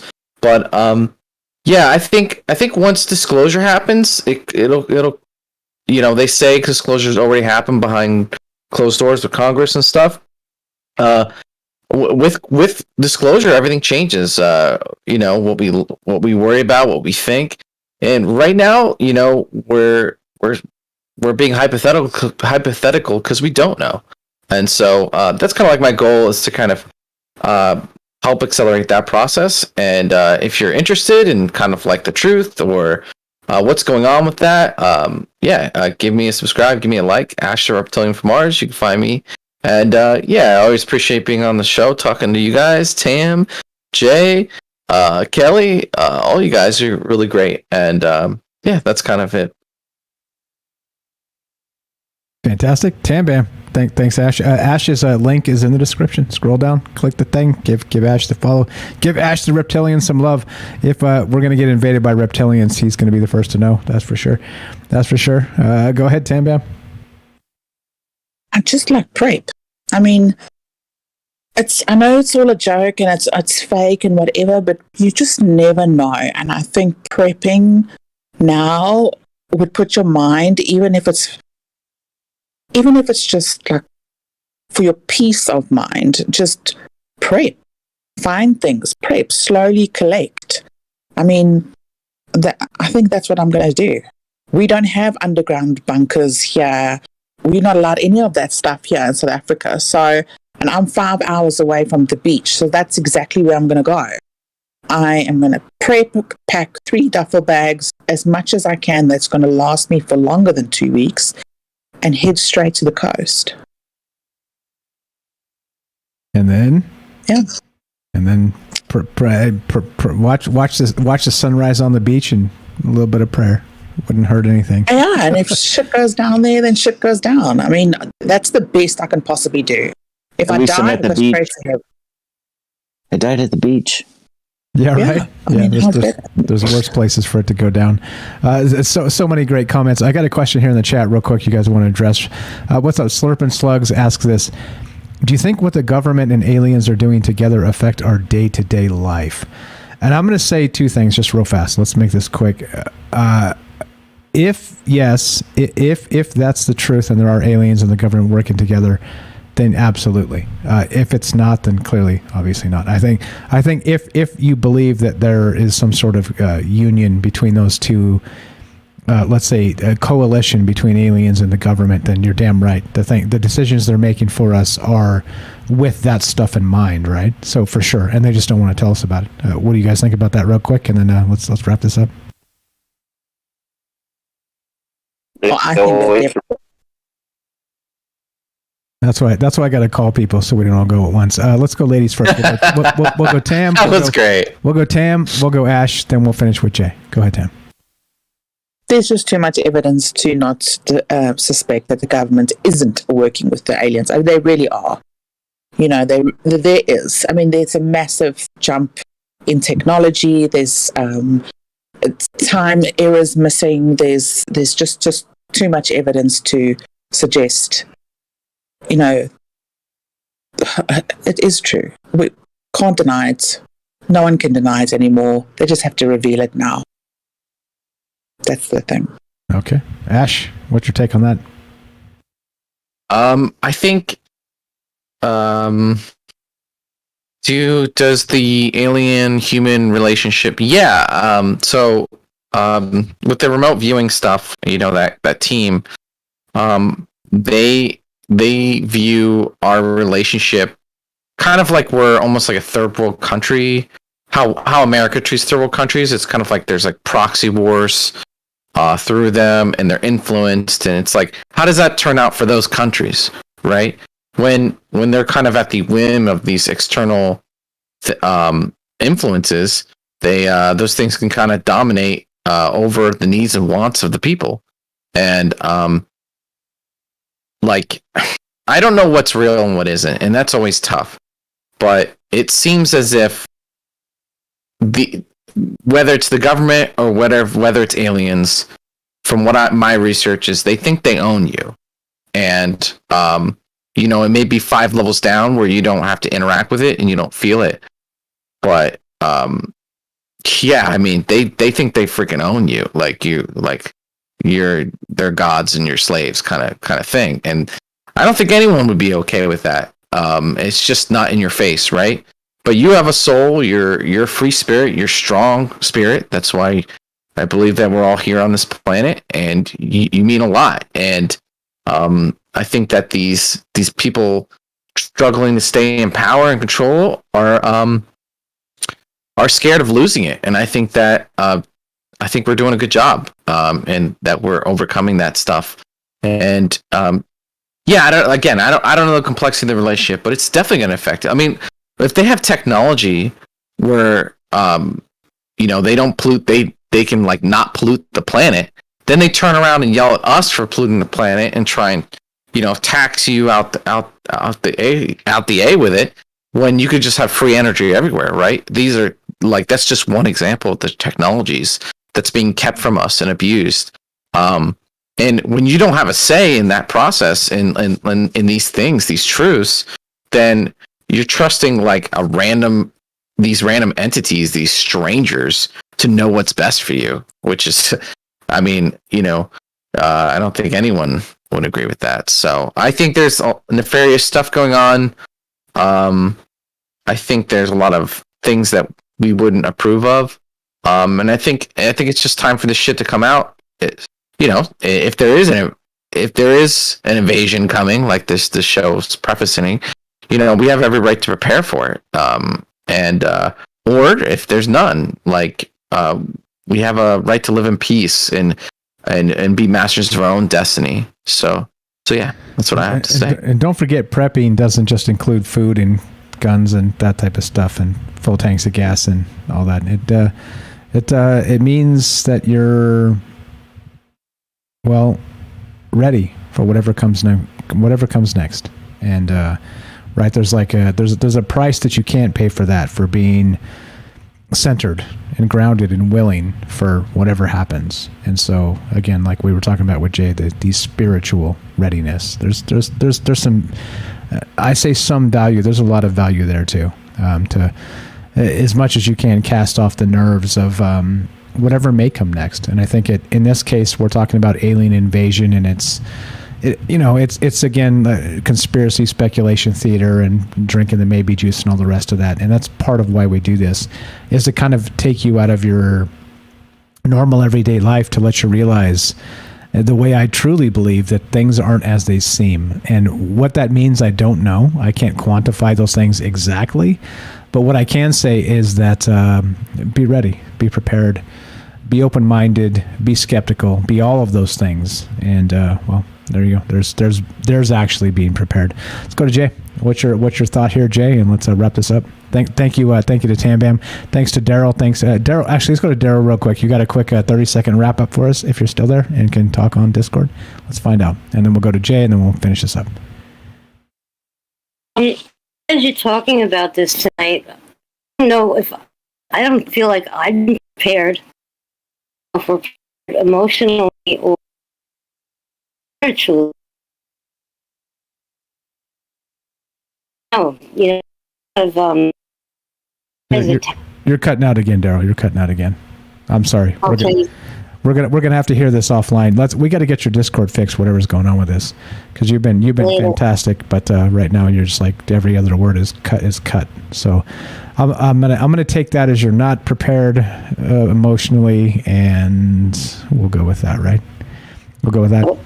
Thank you, Daryl. Appreciate it. Let's go to Kelly then, real quick, and then let's go back to Jay. Kelly, you there? Yeah, I'm here. What you got, brother? 30 seconds, and let's go to Jay and wrap this up. Just wanted to add to that, there's a lot of books, people want to talk about preparedness, and it's not even like for preparedness. A lot of people don't even know with like how to grow food and stuff like that. But there's a lot of links out there for like books. There's called it's like ancient hidden knowledge, or I don't even think it goes back that far, but it just like tells you from like our great grandparents, how they used to grow food, what the stuff that they use, how did they use to like keep food around for, on shelves and stuff. So I mean, for Tam, I can send her a couple links that that could help her out too, like, or even edible plants. I mean, that's another book you probably would want to throw inside that bug out bag that you want to create. And it's not being. I used to hate is like when people try to say that it's people are kind of weirdos or like these preppers or whatever, but man, that's just being ready for anything and everything. You have to be that. You gotta contemplate on some of that throughout your daily life and throughout your whole life, and not just being prepared for anything, right? Not just for like you just never know, because I mean, look at the sign of the times now. There's a lot of weird shit that's happening. So for me, I mean, I've always been like that, So, and military has only ingrained that even more. So, again, you guys just be prepared, and hopefully you don't ever have to use it. But it's just like a gun, Hope it's there, just in case. But you hope you never have to use it. But you're happy that you do have one when you do. So that's the only thing I got to put out there. Anyway, good talk tonight. You guys have a good evening. And good morning there. Amen, bro. You too. Appreciate it, Kelly. Let's go to Jay. Jay, New York. Your final thought here, and then we'll get to your outro. The J-tro in just a moment. I have a fire extinguisher that I hope I throw it away instead of pulling the pin. To be honest, be prepared. It's simple. And always though. I mean, the best place that you can store all this information is in your noggin. If you plant a couple of seeds just for fun on the windowsill, you know how to do it. Try to learn something every day. It'll give you peace, watching your seeds grow and eating your vegetables, even if it's only half a servings of green beans out of a plant because you did a bad job, but at least you did it. You learn how to do those things. I think that's one of the things that we need to do. The biggest part of prepping, because in all honesty, you're probably going to end up with the clothes on your back and what's in your pocket when it comes down to a poo hitting the fan kind of situation. Yeah. Go ahead. Damn it, I'm halfway home from Virginia Beach to, oh man, it happened right now. We got to figure out a way to get back to either all of our stuff or back to Virginia Beach or, Yeah. It could be anything. It could be tsunami, tornado, flood, It could be anything. EMP, pulse. Yeah, we should be prepared. Yeah, just be prepared. We've been under the threat of nuclear war since early March. Diseases that might kill us all. Yeah, I mean, shit. Come on now, and I'm not saying to it's all frivolous. I'm just saying that at some point, as part of the contract of being born as a human being, right? You have to understand and know that there's a start and there's an end, and that's it. And so, like, you know, and I'm not saying to like expedite the end. I'm saying to be prepared in case. That's all. You know what I mean? Like, there's the poignant line in if you guys ever watch, of course, most of you probably have the Indiana Jones series, and the third one. There's the guy, they're fighting in the boats, and the motor's chopping up, but the little boat, and Indiana Jones is whooping that dude's ass, the guardian of the Holy Grail. And he says, if you don't let me go, Dr. Jones, we're both going to die. And he says, my soul's prepared. How's yours? Pretty poignant. And exactly what we're talking about tonight is that preparation is not just about food and bullets and gas and generators and bunkers, and there's another part to it that's really people don't talk about, and I think it's worth mentioning. So yeah, just want to point that out. Jay, let's roll it. Let's do the F. Go ahead and respond to that, and then I'll play some music and let's get the fuck out of here.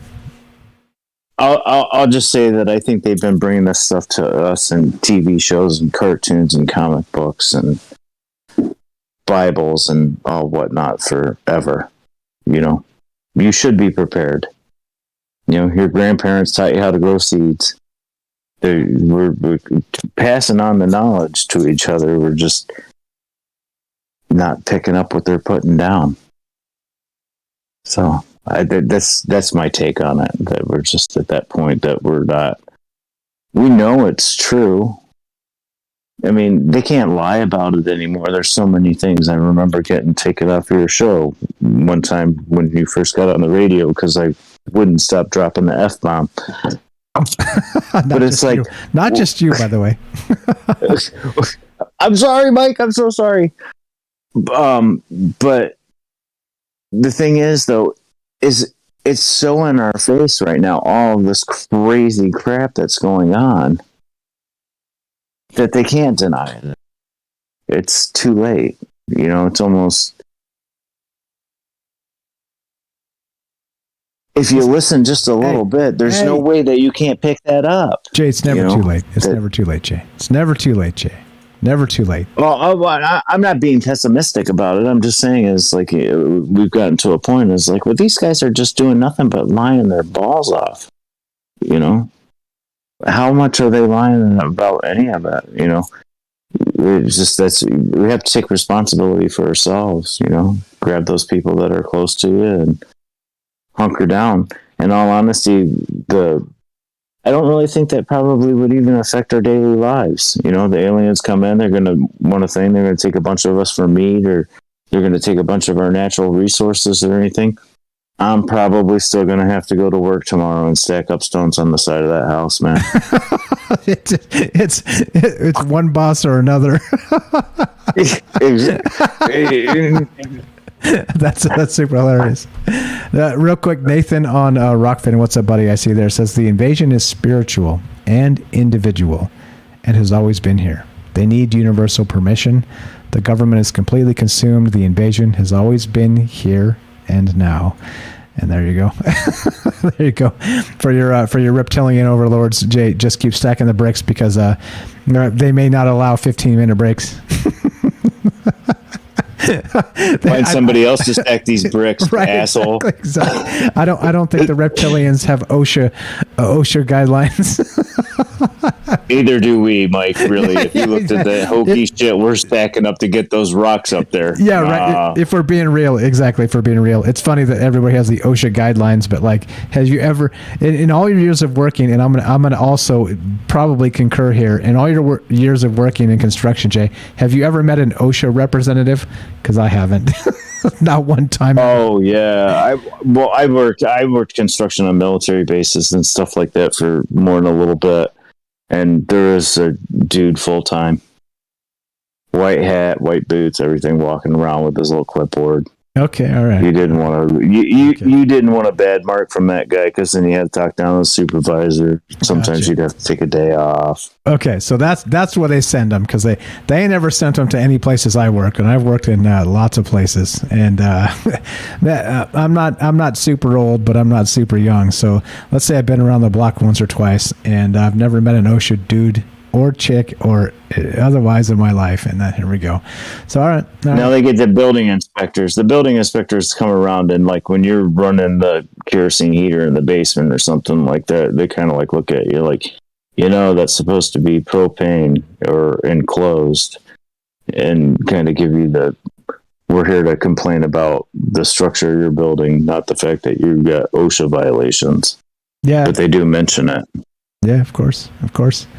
All right, let's roll to the J-Tro. The J-Tro. We've digressed 6 ways from Sunday. So how I'm sorry, goes. My fault. No, it's not your fault at all. No, you're fine. You're totally fine. I'm just saying, like all of us, myself included, and it's all good because that's why we do this, right? That's what the third hour is for, to just let the hair down and talk about whatever the fuck comes to mind. All right, ladies and gentlemen, boys and girls, reptilians, shapeshifters, and everybody in between, I present to you the J-Tro. That's awesome, Mike. Thank you. Did the bass drop? Yes, it did. I timed it perfectly. When I ended, it dropped. Hey, look. Oh. Go right ahead. Damn it. My fault. You're fine, bro. In the long run, the sharpest weapon of all is a kind and gentle spirit. And frank. There you go. That's a good one.